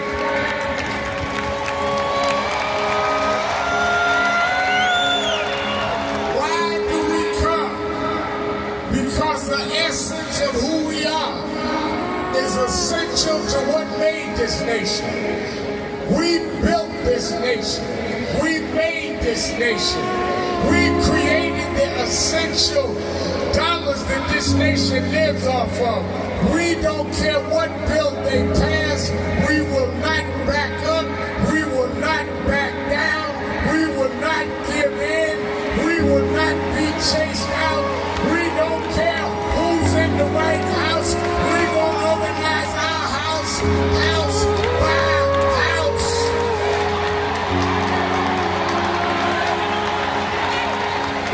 We came over the Middle Passage. We survived slavery. We survived Jim Crow. Don't you give up now. Don't you turn back now. Stand up, black man. Stand up, black woman. Reclaim your dignity. Reclaim your place. So we stand with the Global Black Economic Forum. We stand with Essence Magazine because that's who we are. So don't give in now. Yes, it's some rough days, but we've been through rougher days than this. Yes, Trump is a bad dude, but we beat badder dudes than Trump. So let's party with a purpose, because our rhythm and our music reminds us who we are, because we can smile through our pain and organize for our gain. Let's stand up and let's celebrate. celebrate who we are. Thank you, God bless you.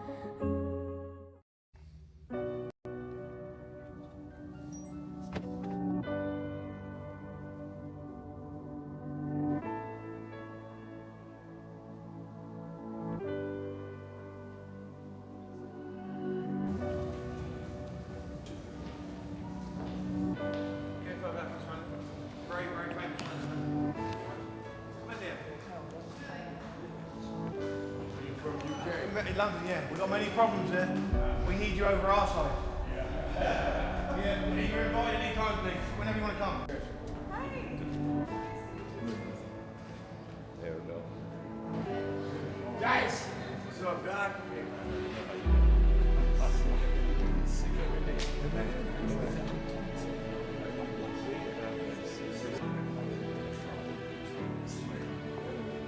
So we are in not a political dilemma, we are in a moral dilemma.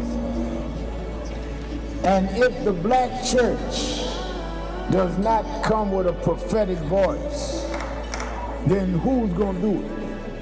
We can go through all the data, all the statistics, all we're going through in the workshops, but the question is, where is the action going to be?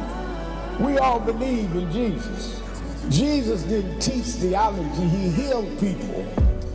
And they learned the nature of the theology based on his healing. We've got to heal this nation.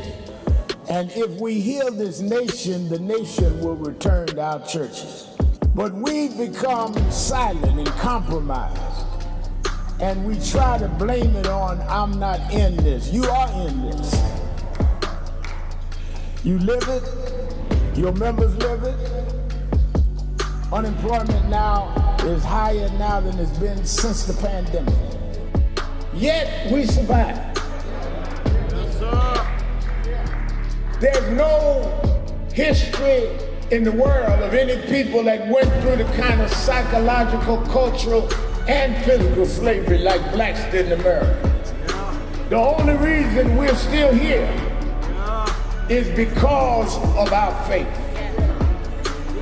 We had no external strength. We had an internal strength. And it was the God that we were taught by our mamas and grandmamas that brought us through. And I don't care who's sitting in the White House, we cannot betray the God that brought us through. Keeping it real, keeping it real.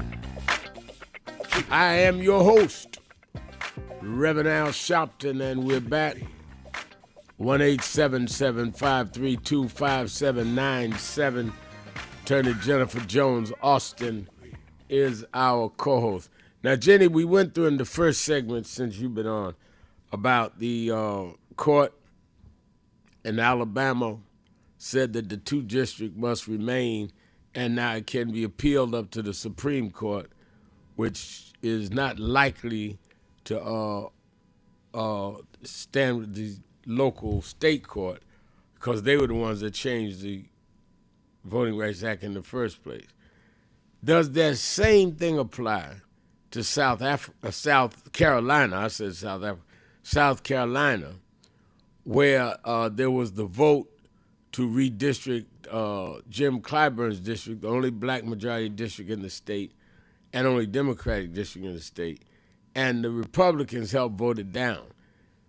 Could that also be brought to the Supreme Court, or the fact that it never became law or never was something that the state legislation process had to go through, they would have a hard problem getting standing for a Supreme Court?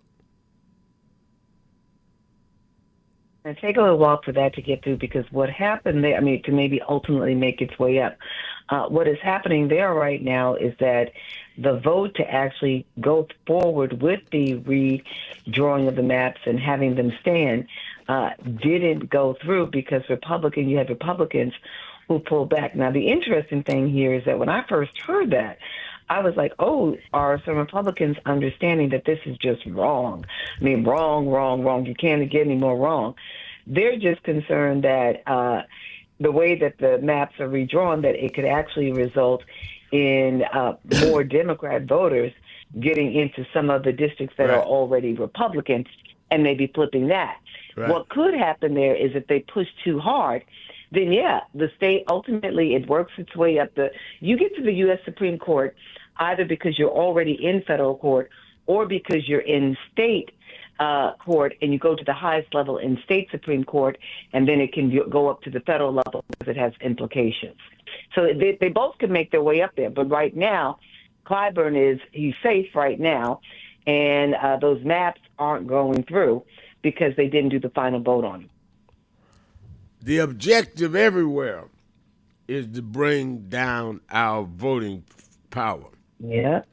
And that's why anybody that tells you vote don't matter or that voting doesn't mean nothing, they are either working for the opposition or ignorant. My mother said ignorant, not even ignorant, ignorant. Let's go to phone. Let me go to Philadelphia to Woody. Woody, you're keeping it real with Al Sharpton, Attorney Jennifer Jones-Austin. Hey, man, you sound a lot better because that spirit, back to the brain again, helps out a whole lot. Yeah, I feel a whole lot better. I had a head cold for 24 hours, Jenny, and it's still a little there, but it's much better than yesterday. I think on that flight back from Atlanta, they had the air right on me, so I think that did it, but I don't know. Yeah, the deep I part can hear it a little bit. the deep part, Reverend, is that your immune system, that's given to you by God. I only gave you the assistant, which was the alfalfa. You can take it in tea form, you can take it in tablet form, that's going to help you tremendously. But I just love your program, man, and all the brothers that come through here. I think we need a Reading Rights Act. 52% can't read at third grade level. If you can't read, you can't know who you're voting for. That to me is a crime. And if we could put together something that's a Reading Rights Act, I do it every day in here, sharing with these brothers. I write in an all-white magazine, and I write in the Philadelphia Tribune, which is a black newspaper. So I'm trying to communicate with the human race, because if we don't look at that from that perspective, then you don't see the wrong. You keep pointing at races when there's only one race called human with many cultures and ethnicities, one color called melanin with many shades. But we don't see that because everybody keeps dividing the human race as if we have more than one. That to me is the crime, and I think we should. It's affecting our schools. This whole gentrification issue, the educational system. When you graduate with a diploma as a receipt for educational services never truly rendered, that's a crime. These are crimes happening to keep black people down, and it's nothing really new, but it's going on as we speak. My whole neighborhood only got one black person left in my block, and that's my brother. And I'm so glad he's there. I don't know what to do, but it's happening, and psychologically, mentally, we could take this to behavioral health all over the country if we could do it through the NAACP or your organization. This is mentally and emotionally affecting our health, and I think we should point in that direction, behavioral health. All right. Well, thank you for your call. I think certainly we need to protect the voting rights. I think we need to get the John Lewis bill through. I think we definitely need to deal with the George Floyd Justice and Policing Act. And I think he's right. We need legislation on education. The problem you have is we've got to vote and take the Senate and the House back, or we're not getting any of that. I mean, we just need to be real. Absolutely. That is going to require us getting the majority again. Now, let me be real clear. I think that we can absolutely say that we're going to have to fight and put pressure on the Democrats. And we do. And we have to. But we got some things done with them. We've got nothing done with the Trumpsters. I won't even call them Republicans. And because don't forget, George Bush even re-signed the Voting Rights Act.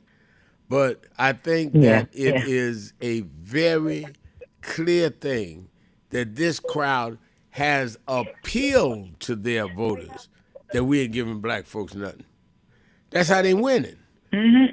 And they went and told that this is old. This is as old as this country. That you're not doing good. Yeah, I know you live in a trailer home. Yeah, you ain't got much education, but at least you ain't black. That's how they went. That was the cycle. That's right.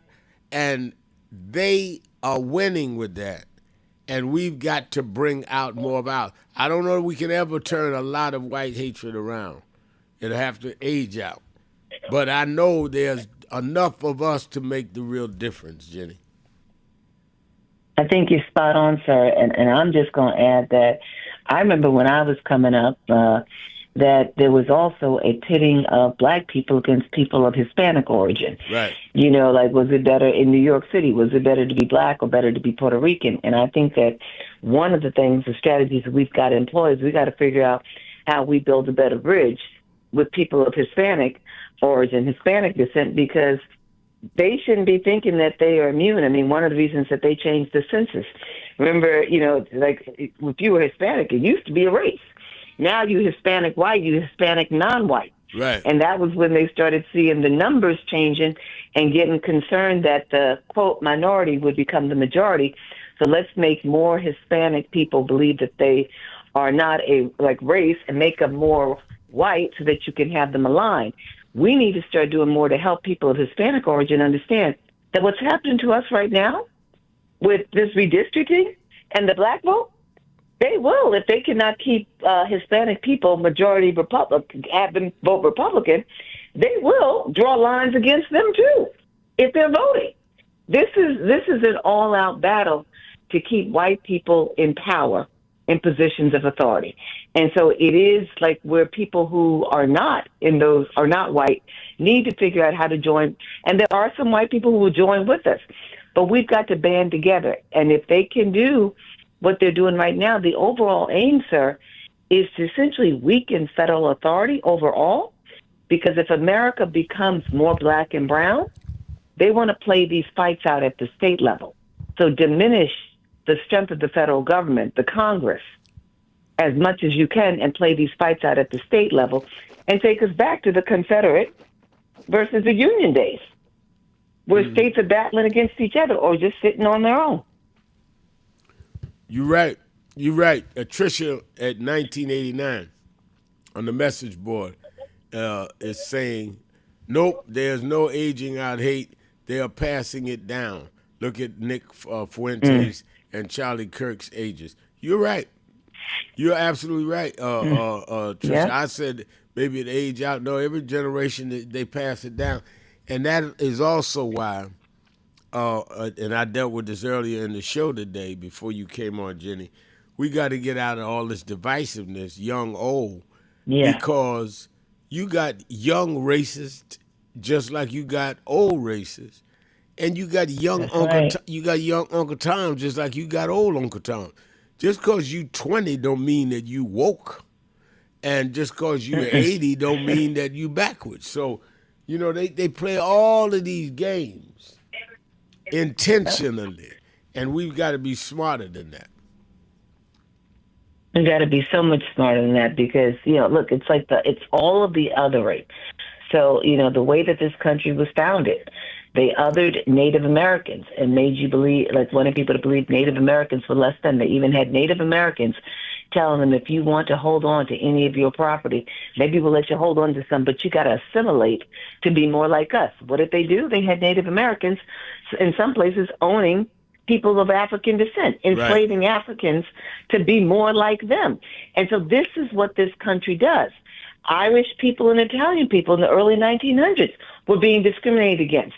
And then when they realized they didn't have enough jobs for everybody, when black people now had to be hired too, they started making black people, criminalizing us in the eyes of Irish and Italian persons who had come over here and said, you're more like us than you are like them.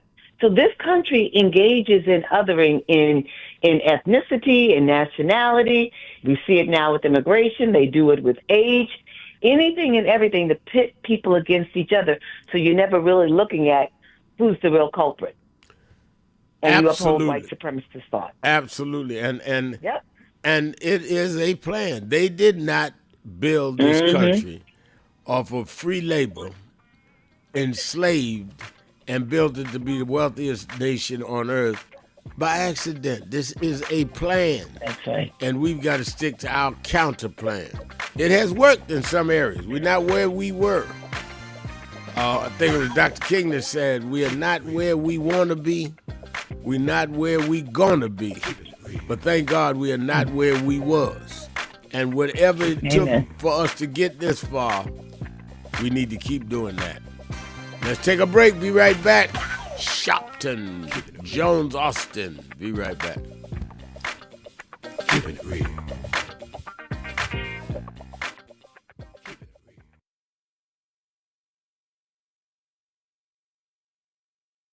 Many people cannot focus because they have not really come to terms with their calling and life purpose. In order to focus, you must also be clear on what you're focusing on. So if you're not clear on your purpose, if you're not clear on your life's calling, then focus on seeking that. Because if you just read the ways and roads you traveled that you didn't even choose, that were sort of just laid out for you by God, in that it's telling you, speaking to you about what your purpose is and what you were born to do and be. I learned the things that I didn't plan had to be planned by God, and God's plan was directed toward God's purpose in my life. And I focus on that. Not focus on what others do, not focus on how well they're doing or bad they're doing, but focus on whether I'm in line and aligned with what I'm supposed to be about. And in order to move straight ahead, you have to be focused on the path you're running on.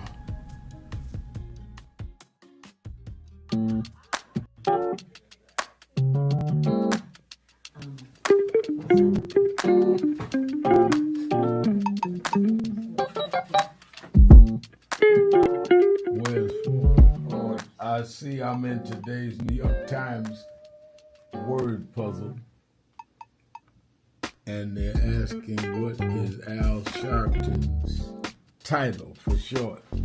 It's Rev. I didn't know everybody knew that. But people in the New York Times, they didn't call me Rev. They should call me Reverend. No.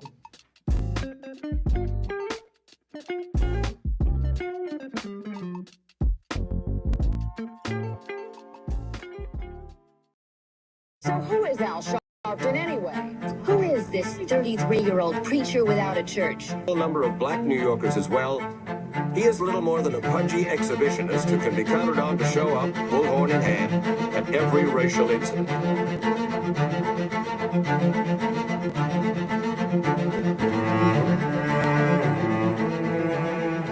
I often quote Mark Twain saying, the two most important moments in life is the moment you are born and the moment you find out why you were born. I had a very troubling conversation the other day that prompted me to do this little video. Young man that I've known a while came to me, and he was crushed. I mean, really crushed, because people were criticizing his work. He's in the ministry, but he's also an actor. And he said he couldn't understand why people were jumping all over, criticizing him, trying to find scandalous and derogatory things about him. And I told him, I said, you know, you're very young. You don't know the road I've traveled. They called me everything but a child of God. A blabbermouth, a loudmouth, too flamboyant, an agitator, a racist, I a race had to baiter. learn. Yeah, right. I was not defined by how others saw me. I was defined by how I saw myself and whether I was being true to myself. Some of you watching this don't like me. And it doesn't matter as long as I know what I'm doing. And I like me for being real. So I'm doing this video to say to you, whoever you are, and whatever you do, you may not be in ministry or social justice, none of this stuff, but don't live your life worried about opposition or people that don't like you. You can turn that around. Use me as an example. The same people that call me a scam artist, a con artist, a sellout, or racial hustler and all, I kept going. And the people I respected started respecting and publicly embracing my work. When Coretta Scott King, the widow of Dr. Martin Luther King Jr., had this to say about Al Sharpton.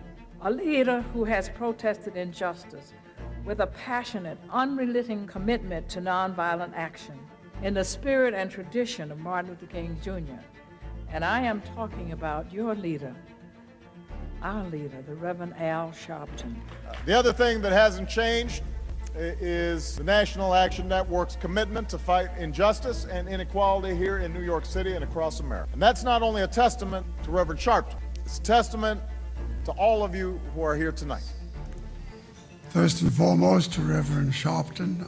I saw him when he first came on the scene, and I have marveled at his tenacity, at the development of his intellect, and his devotion to our movement, and much he has contributed to the world we are experiencing. I am honored, and I must say that when I had my debate with Dr. King on the issue of the church and religion, he didn't warn me that after his departure, his space would be filled by another preacher, and that preacher would be Al Sharpton. All you want in life is people that matter to you to say you did all right. And more important, that you can look in the mirror and say you did all right. Thank you, Rev. Thanks for that introduction. Look, we've known each other for a long time. I'm grateful not only for your leadership and partnership, but quite frankly, more importantly, for your friendship. And thanks to all of you, members of our nation's most important civil rights organization. You have been, over all of your years, such an extraordinary leader. You are a voice of truth, a voice of conscience, a voice of practicality around what we must address and what we can do. And I thank you so much for your friendship. I remember that most of the youth around Al's age, he was about 12, wanted to be like Connie Hawkins, a great basketball player, legend, or Earl the Pearl, or Clyde Frazier. Al wanted to be like Adam Powell, a powerful preacher with a social justice gospel. He was very close to, at that time, to Reverend William Augustus Jones, powerful preacher and social justice advocate, and Reverend Gardner Taylor stayed right down the street, and Bishop Washington, whose church he came from, and Reverend Sandy Ray. He wanted to be like these giant preachers. He wanted them to have the edge, however, of the King's social justice dimension. He wanted to be like them, now he's one of them. Perhaps taller than most of them because of the risks he has taken and the reward God has given him with his gift. I remember so well that I first escorted him to jail. He was around 13 years old with the jail fighting the ANP. He was in the lineage of our struggle. He grew up in it. We didn't just see him on TV one night. He didn't happen. He came bottom up, not top down.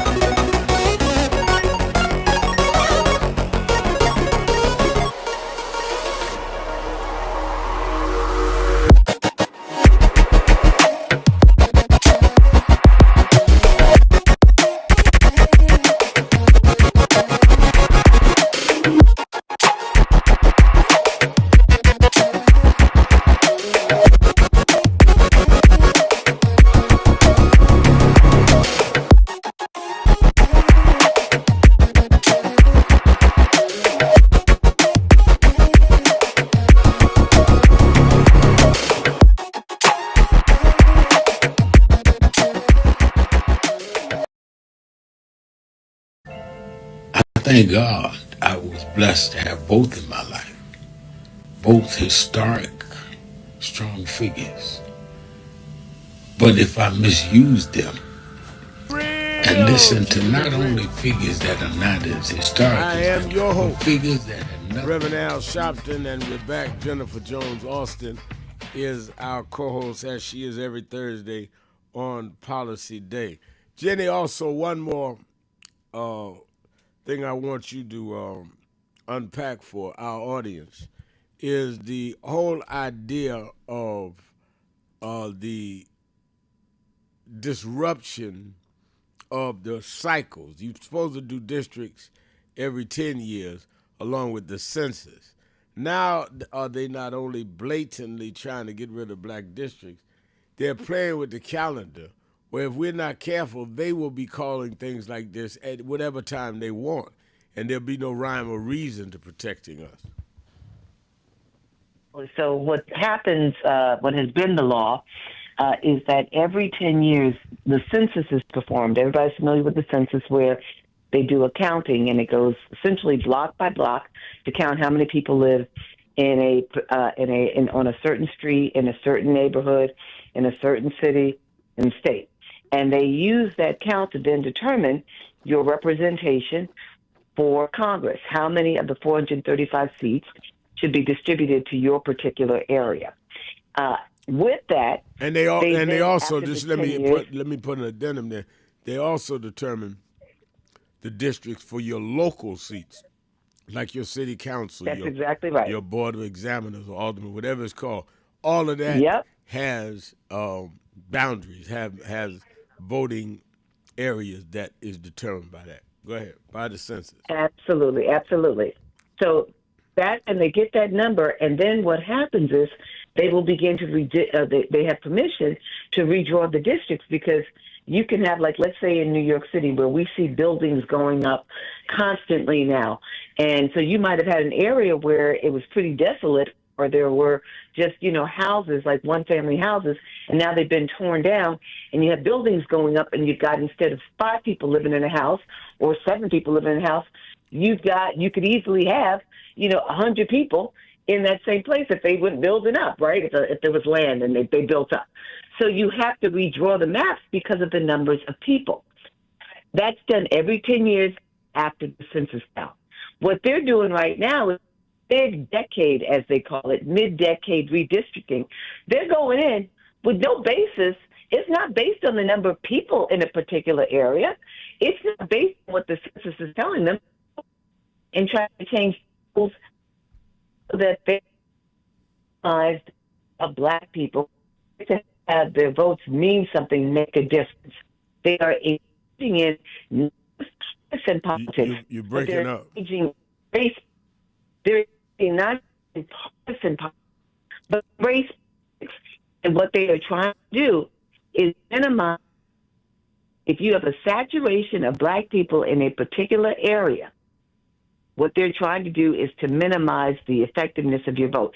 And, sir, something we don't often talk about is that what we have seen with rising costs of living, especially in urban environments and Northeast, we see a lot of black people who are engaging in what we call reverse migration. Black people came up, to the Northeast looking for jobs and opportunities. They went Midwest. Now they're returning to the South. Right. For opportunity. And so when this redistricting is playing out in Alabama, playing out in Tennessee, playing out in South Carolina, and in Texas, what they're doing is they know more and more black people are coming down. So it's further diminishing and diluting our voting power when they engage in this mid-decade redistricting. All right. Let me go to the phones. I see Stanley in Alabama. Stanley, you're keeping it real with Al Sharpton. I'm here, Reverend Sharpton. I'm in Tuskegee, Alabama, as a matter of fact. All right. I think a good friend of yours, Brother Lafayette, was a good friend of yours. He passed not too long ago. Yeah, Bernard Lafayette was a great man. Man, he was a mentor to everyone. A great man. Huge loss for the community and the country. But one of the things that Miss Allen had pointed out were the reasons that Alabama was fortunate this time around was that they were using a map that had already been struck down by the Supreme Court as being unjust. That was our saving grace this time, but we have to get on top of everything now, and that's all over. Because these people are for real. They're trying to restrict our rights on every level.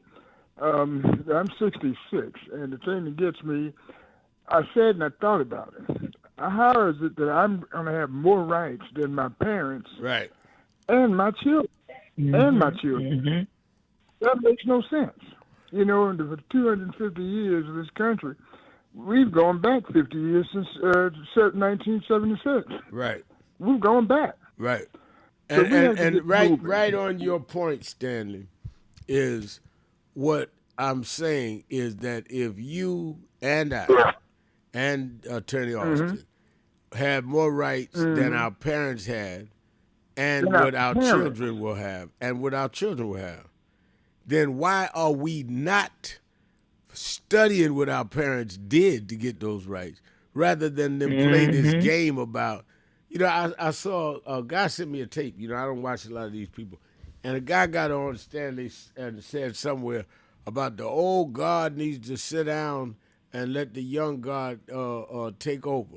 And I said, but the guy talking is in his mid-50s. He ain't no young guy. I mean, this whole foolishness.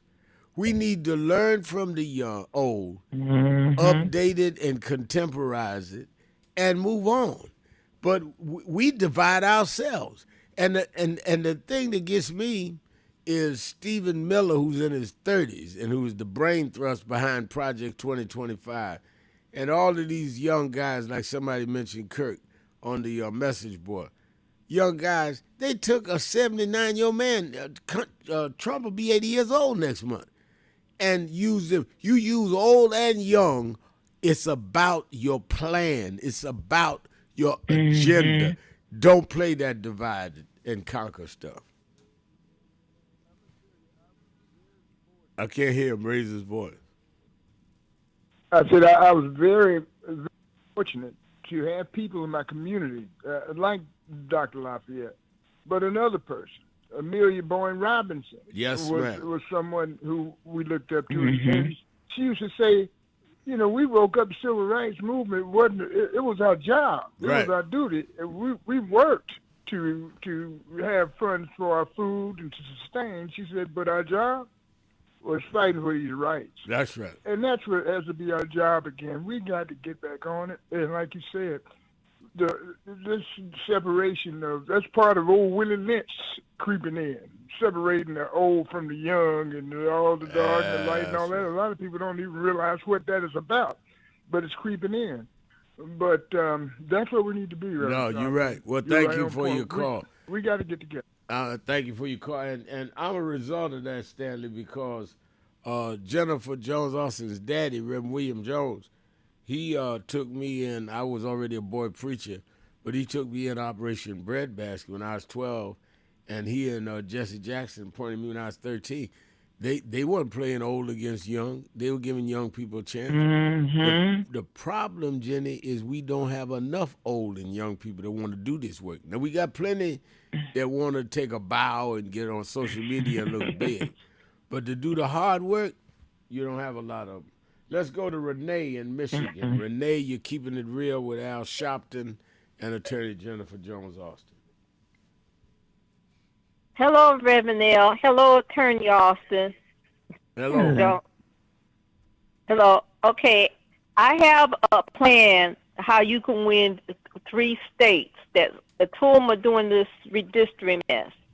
Okay, now you know they're trying to keep these people from coming in the country.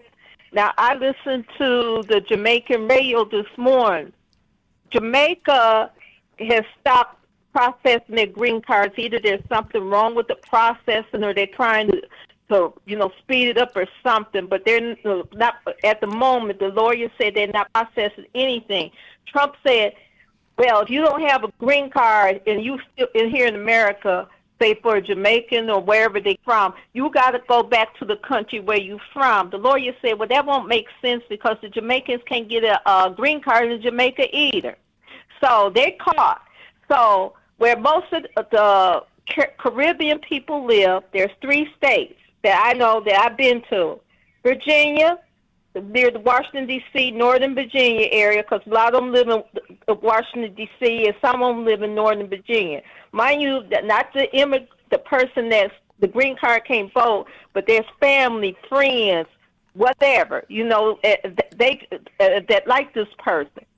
This other state is Florida. That's a big one. All Miami, all that eastern coast, all you see is people from most of those places.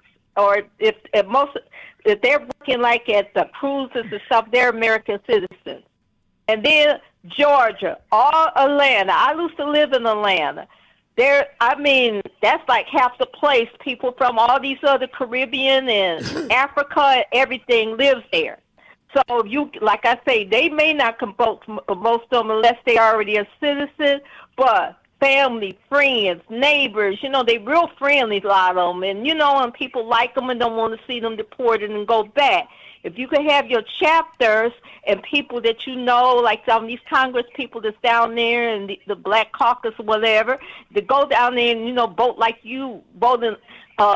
You got to treat this like it's time for Obama again and Kamala Harris's election. So basically, if you keep that in mind, that you get 3 right there easily, because you just got the Indian guy there in New York, but I know New York's a little different place than those other places because they're southern states and everything. But Virginia can flip, Florida with that governor, and he's trying to switch up everything. In Atlanta, they took the voter records. I don't know what he's going to do with them because people register to vote every day or they die and drop off. So it won't make sense taking those to me. They move away. So you have a chance with those 3. Here in Michigan, he got a guy called Perry Johnson. He's like 47. And I said, so you're going to be double Trump. John James and then Mike Cox. So they caught Mike Cox living down in Florida. That's on the Republican side. And then we have the Secretary of State running and couple other people that's Chris Swanson, and he's at top, and then there's this lady I just saw in the bell, I'm not sure who she is, named Kim Thomas. That's the Democratic side. So I'm not going to have double Trump here, nor John James. John James doesn't even like women. I mean, he likes women, but he's think, they should be wives and mothers and follow their husbands. He'd say things like that, and no abortion at no time, and he's black man saying that. So that's what we have here in Michigan. But if you focus on those 3 states, Virginia, Florida, and Georgia, and get all those friends and relatives of those people that come from those other countries in the Caribbean and Africa, even the Arab people, the Muslim countries, get them out and vote. And that's what you did in New York to get the mayor that you have now, that same strategy. And that's my opinion. All right, that's a good strategy. Let's take a break on that one. Okay. I like thoughtful people when they call in. That's good. That's good. Everybody thinking is something that we need. Let's take a break. Sharpton, Jones Austin. We'll be right back. Policy Day, y'all.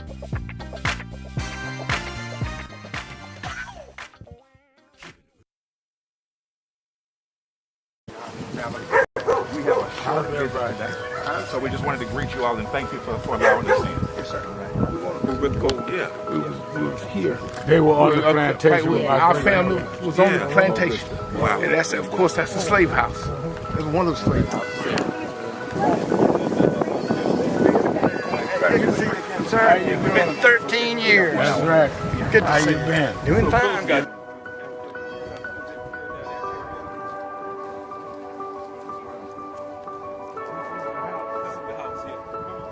Last time, and we Alexander Sharpton.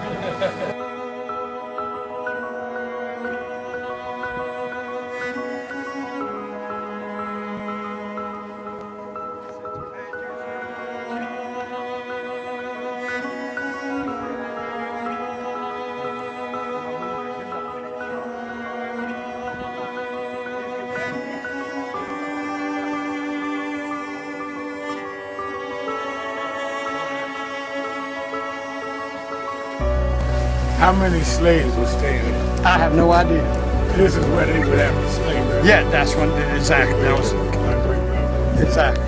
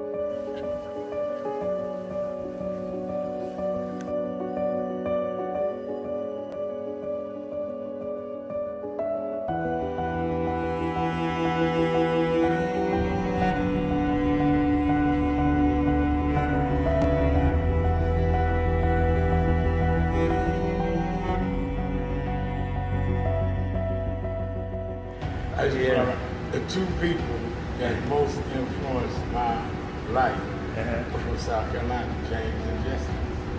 Jesse right up the road with me. I went over his mother's funeral. Jesse walked me to my mother's casket. Wow. South Carolina. That's the balance of my life, James and Jesse. Yeah. Civil rights, shoulders. But also where your people from too. Literally. Yeah, right. And where I knew Jesse was from James, I started Brother. Yeah. And James had died before I knew about him in South Carolina. Oh, really? Yeah. James died December 25th. He died Christmas Day, 06. And they came to do the story for February of 07. They came to me in January. His daughter swear that was his daddy and helping push the information out. Wow. And I called Jesse and told him, do you know that my great-grandfather was a slave about 45, because Greenville right up to I-20. He said, I told you we was connected. That's why you gotta listen to me. Some of you forget where you come from and forget how you got there. And act like you got there because you were qualified or that you had a good resume. But some of us had to pay a price for your resume to even be read. Some of us had to take nights in jails and licks upside the head or shut out of boardrooms like Byron so you could walk down red carpets and act like you got there by yourself. So I received this award with a special place in my heart and on my shelf because I'm getting it from a freedom fighter who never forgot where he came from and how he got there.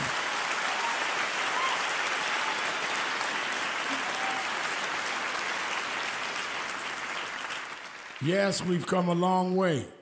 We've had now a black president and now a black vice president, but we still can get shot down and have to march to get a case in court. We still can get shut out of boardrooms. We're still doubly unemployed in a good economy.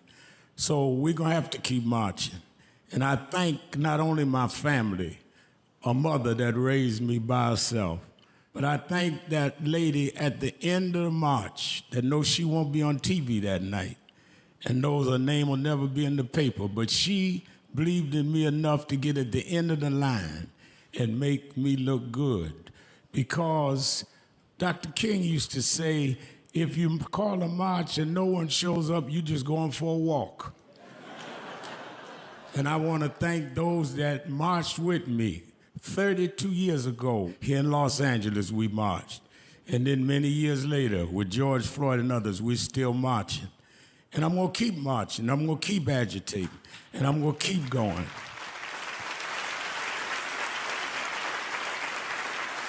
Until we don't have to do it anymore. Eddie, known you a long time. Mariah, Chris, and your kids. And I promise you this, the only thing that I really live for is I get up with this dream that every bigot, every racist, everyone in this country that hates will say, damn, he's up again.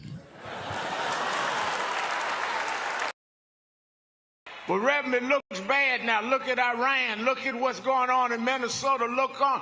Yeah, but I was raised by them to realize that after storms, if we do the right thing in the storm, if we organize, if we register, if we do what we're supposed to do, there's always a rainbow coming out.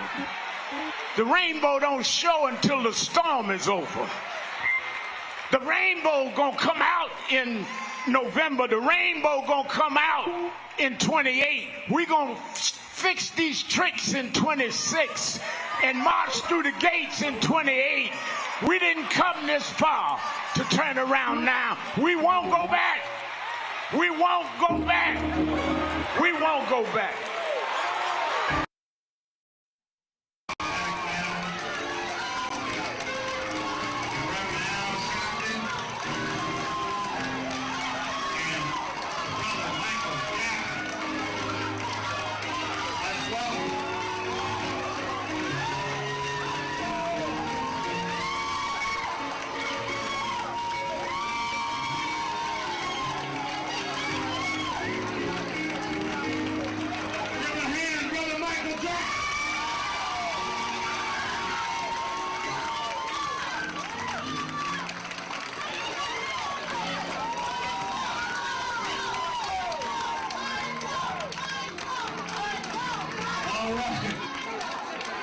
We need some room. All right, hold on. Michael Jackson is the highest selling artist of all time. No one has sold more records in the history of the planet than Michael Jackson. But Michael Jackson said to us, he did not want to just raise the issue of what's happening with him. He said that artists all over the world need people to stand up and protect their rights. And he said, Reverend, if we're going to stand up, if it's for all artists, I'm there. As you know, there's a big rally his fan club is doing this afternoon, but he said, I'm coming to Harlem this morning to meet with community leaders because we want justice in the music industry for all artists. Now there'll be some that say, oh, Michael, are you doing this only because of your situation? Michael came to Harlem 2 months ago for the DNC. Now he comes for his own peers. Because we discussed it. Kathy and I talked about how we watched James Brown struggle, Little Richard struggle. We've seen artists, black and white and Latino struggle. Somewhere this has to stop. Keeping it real, keeping it real. I am your host, Reverend Al Sharpton. Attorney Jennifer Jones Austin is our co-host. Don't forget, I've been working the phones. I'm going to have them, what did they say, loaded and locked on Saturday and Sunday for Politics Nation with Al Sharpton, with the issues that now are front burner issues about redistricting. What did and did not happen in Alabama and how they can overturn it. I'm going to have people on from Alabama at the highest level, as well as Mississippi, as well as Louisiana, as well as Georgia. Certainly Georgia is a battle state with Keisha Lance Bottoms, now a black woman, second black woman to run for governor. I'm going to deal with all that. I'm going to deal with how there is economic impact on blacks more than others in this whole Iran war, gasoline prices. You just need to watch it. I have a couple of cultural surprises. So make sure you watch Politics Nation with Al Sharpton live at 5, Saturday and Sunday, 5 p.m. Eastern Time. I tell the story, Jenny, that's why I always say 5 Eastern Time, because a man stopped me one day. I was going to through the Houston airport, And I was going down to preach for Reverend Ralph West, who's on our national board that you're the vice chair. And the guy stopped and said, Reverend Al, they just won't quit messing with us. I said, really? I said, yeah. He said, I turned on my TV 5 o'clock and you wasn't on. I said, because you're on Central Time. We're on 4 o'clock here. So that's why I stress 5 o'clock Eastern Time, 4 o'clock Central Time. And it's what would be 2 o'clock Pacific Time. So make sure you watch it. You that in the New York, New Jersey, Connecticut area, make sure you come to the Saturday Action Rally. We are building up these brigades. We're building up our membership. We're building up people ready to go. And we're about 1 to 2 weeks away from moving to our headquarters. I inspected it day before yesterday. The work inside wasn't a lot of structural work. Just had to redo some inside, the auditorium, the overflow room, the room for theater, and all our offices. And we're about ready. And I must say publicly again, Attorney Jennifer Jones Austin has led the fight around our being able to finance this. And a lot of people have already sent an ask for 100,000 people, Jenny, send $500 or what they could. A lot of people have responded. And every Saturday, people have come and respond so we can just pay off the lenders and keep it moving. But we need a place. With gentrification going on, we send a real signal. We're NAND buying that building right there in Harlem. And I hope it's a model to show other organizations. Let's go in our community and build. All right, let's go to the phones, Jenny. Let's go to Disco Brian in Philadelphia, Pennsylvania, WURD. Brian?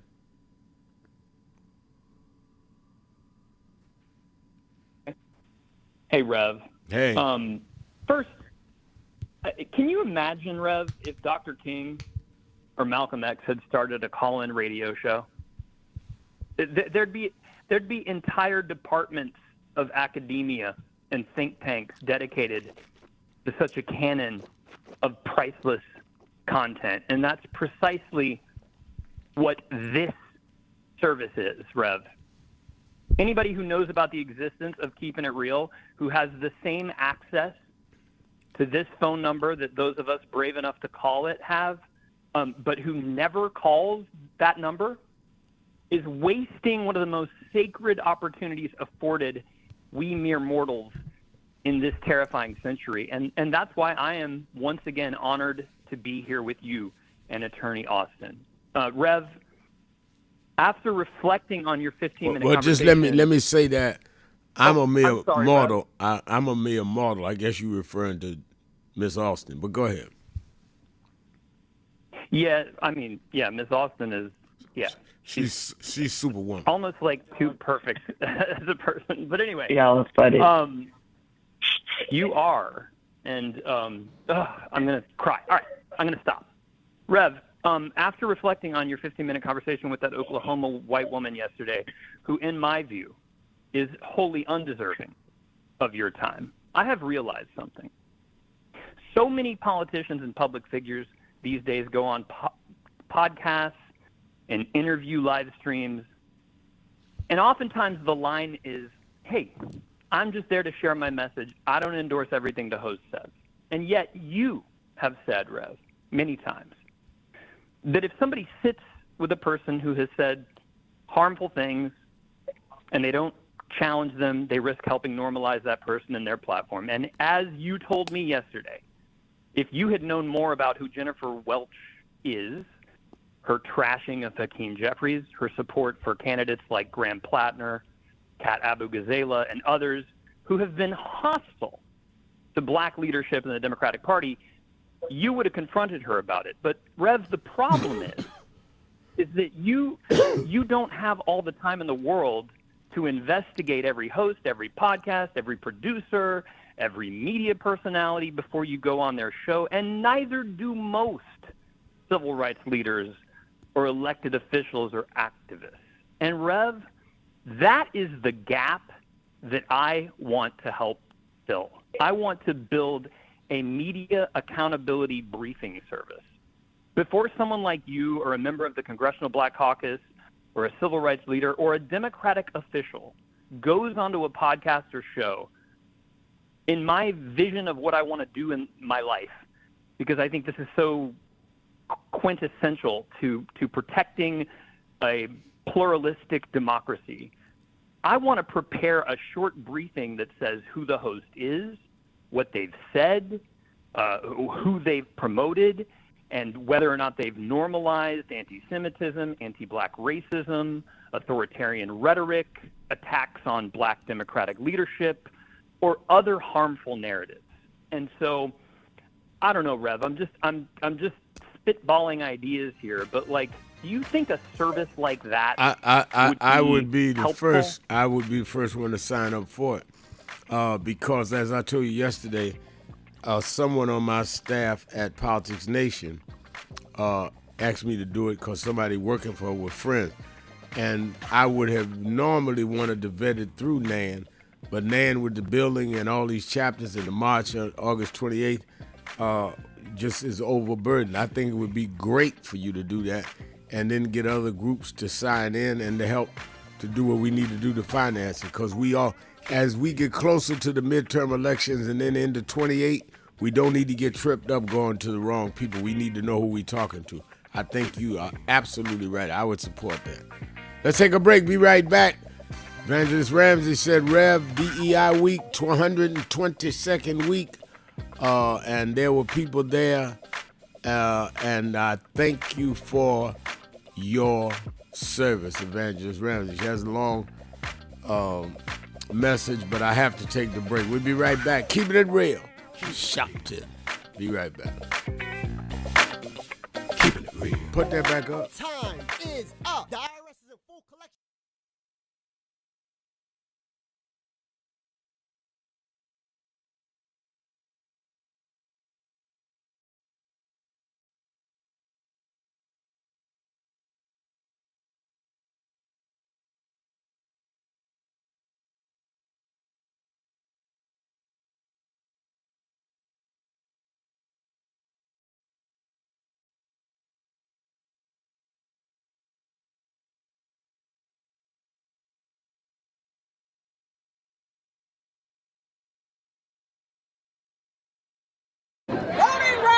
Voting rights.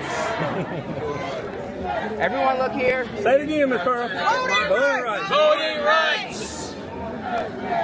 One more time, Ms. Pearl. Voting rights. There we go. Voting rights. Voting rights. Voting rights. Voting rights. Voting rights. When do we want it? Now. When do we need it? Now. Yesterday. What do we want? Voting rights. When do we need it? Now. What do we want? Voting rights. When do we need it? Now.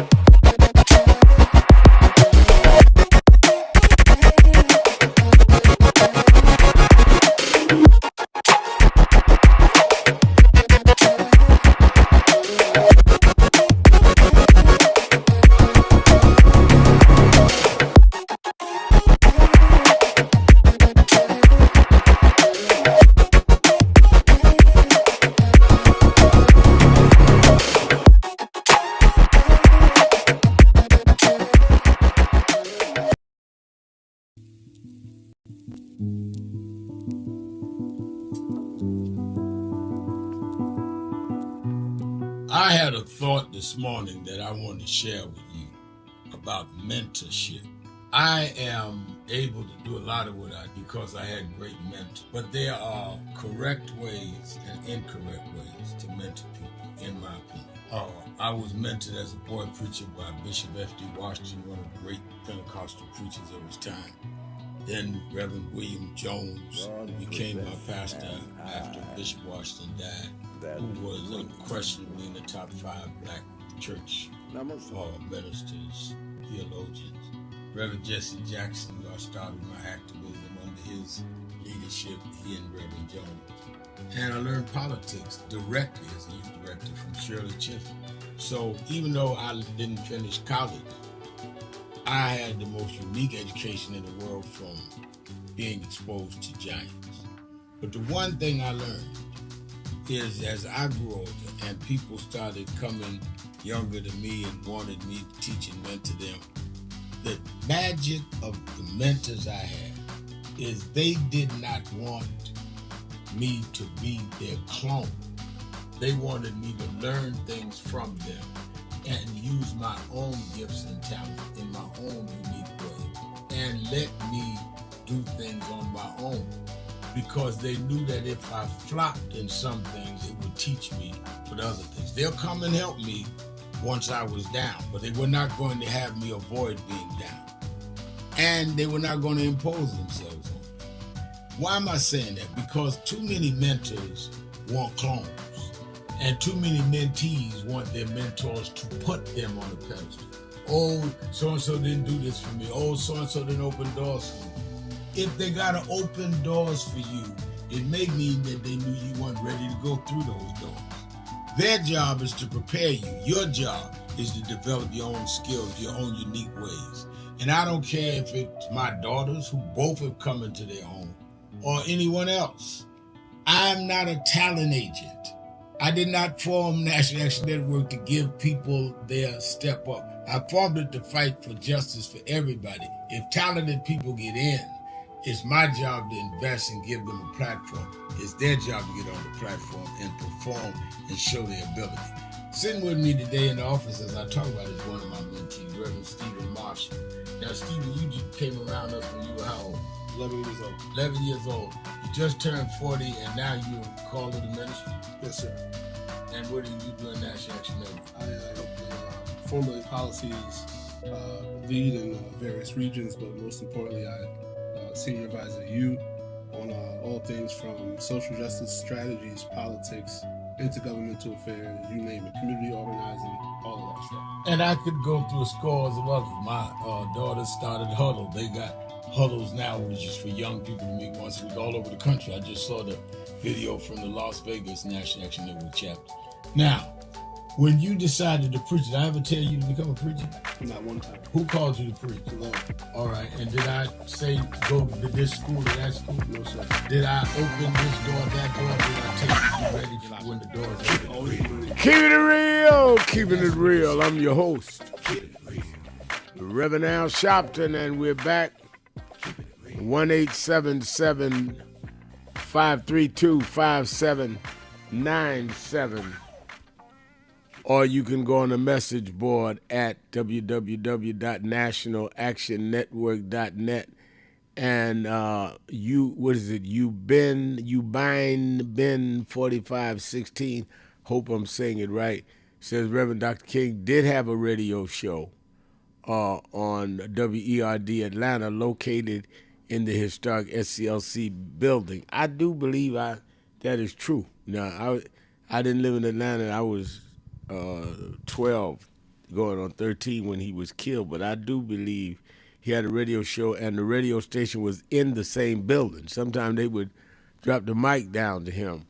Now, I don't know if it was a call-in show, and I do know Reverend Jackson had a show. I don't think he had it 5 days a week and Sunday like I'm doing, but they had radio shows. You are correct. Let me go to Todd. Todd is Policy Day. You're keeping it real with Sharpton and Jones Austin. Hey, Reverend Al Sharpton and Jennifer Jones Austin. So we have the issue in this country that we don't talk about as much as we should, about protecting the United States dollar as a reserve currency worldwide. And if we do not have more policy in place to protect that as an existing fact, then our economy and the functions of our government, which are part of our economy, are going to be significantly weakened. Have the two of you had conversations amongst yourselves and other people about the necessity to maintain the dollar as a reserve currency worldwide? Meaning for those that don't know, that banks in large scale hold the U.S. dollar inside their coffers in order to protect them from the devastations that come from economies collapsing, in order to advance their own economy in times of prosperity, and for trade, for general trade. Because this could happen. We've been the reserve currency for so long that a lot of people don't believe that it could go away, and the Chinese are gaining on us.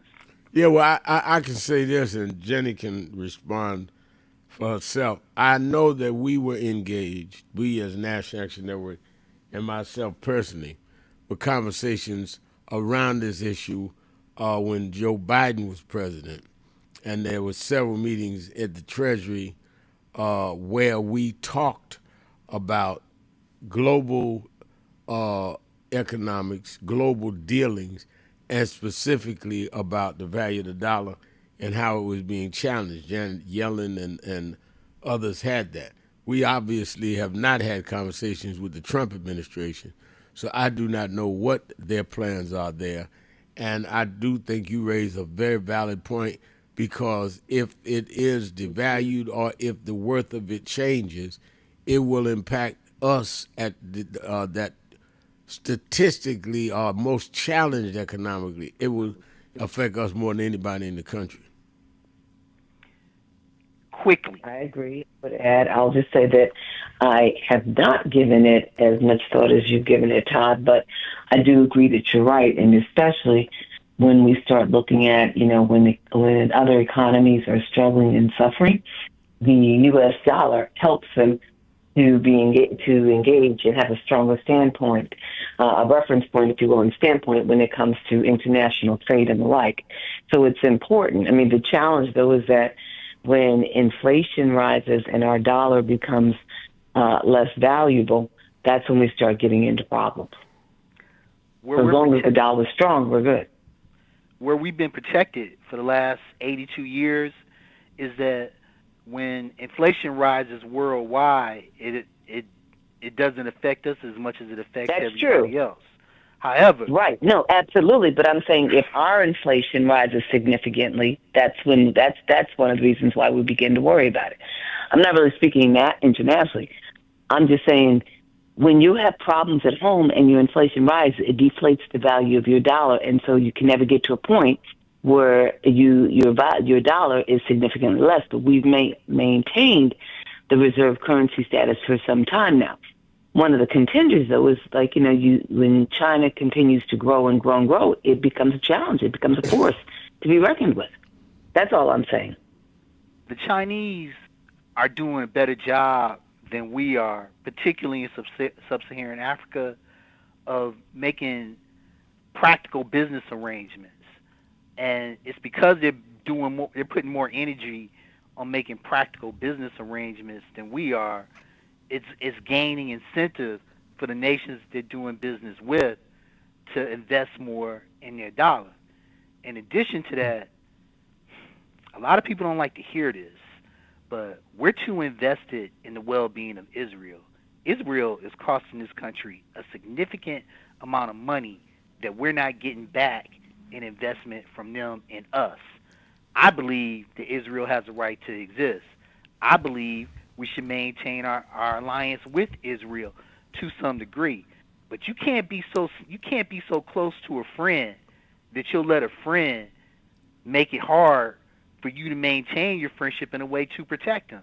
If you're costing me more money than I have to protect you, and then you just keep coming back for it, then we're in this particular case, then you're making it difficult for me to compete worldwide, and neither one of us can maintain our wealth.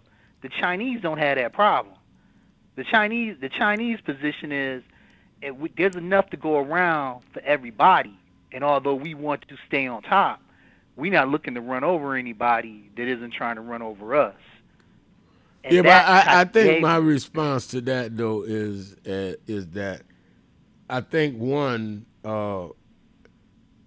I am one who says let us separate Netanyahu from Israel and Trump from the United States. What we're seeing in Israel now under Netanyahu is to the right of the till of the Hun, and the same thing with Trump. So to be anti-Netanyahu does not make one anti-Israel. And correct. And the other side of that, when you look at the Saudis, when you look at other of the Middle Eastern states, some of them are dealing, yes, with China. For the last 35 years I was going to Africa. China has been there as long as I remember. I went to Rwanda, they were there. Sudan, they were even there in the middle of the tribal wars of last time. China is dealing with trade, and they're going methodically taking chunks of the motherland because it is the rich mineral, the richest minerals continent in the world. And I think that the politics of it, i.e. Trump, has kept us from investing and doing trade with Africa. When they talk about African nations, they talk about aid, not trade. We need trade with our African countries, not aid. We're not asking for a handout. We have resources. You have second biggest oil in the world is right there in Nigeria. We have resources if they're properly used and negotiated, Jenny. And we're in alignment in our thinking on this then. And people should know that if that's good news, Todd. That's good news. Yeah. If I'm aligned with you, we're aligned. There's occasions when the two of you are correct and you're in alignment with me. This is one of them. That's good. Now, so you had to mess it up. You had to mess it up. Go ahead. The point that I'm making is there's not enough of the public that's invested in what's going on with the central banks around the planet Earth. Right. Particularly our 12 banks of our Federal Reserve Bank system in this country, so that they know that the necessity for our dollar to stay strong is going to be part of your necessity in order to prosper in your own individual lives. Right. And if there's enough countries that take the position that, you know what, it's in our best interest to start working more with the Chinese dollar, the effect's going to be immediate. And on the black population in this country, devastating. It'll be devastating. We'll never even see it coming. Yeah, and we will not see it coming, and it will be devastating, which is why these discussions need to be happening right now. You're absolutely right. All right, let me thank you all that called in. Let me thank Attorney Jennifer Jones-Austin. Another great Thursday week of discussing policy. Let me thank all of you that called in, listened in. You that called in on couldn't get through, you that wrote on the message board, and I didn't get to your writing, but I see them all. Remember, whatever you do, wherever you go, however you feel, tell somebody, tell anybody, tell everybody that Reverend Al told you personally. Keep it real. Keep it real. Keep it real. I'll talk to you tomorrow.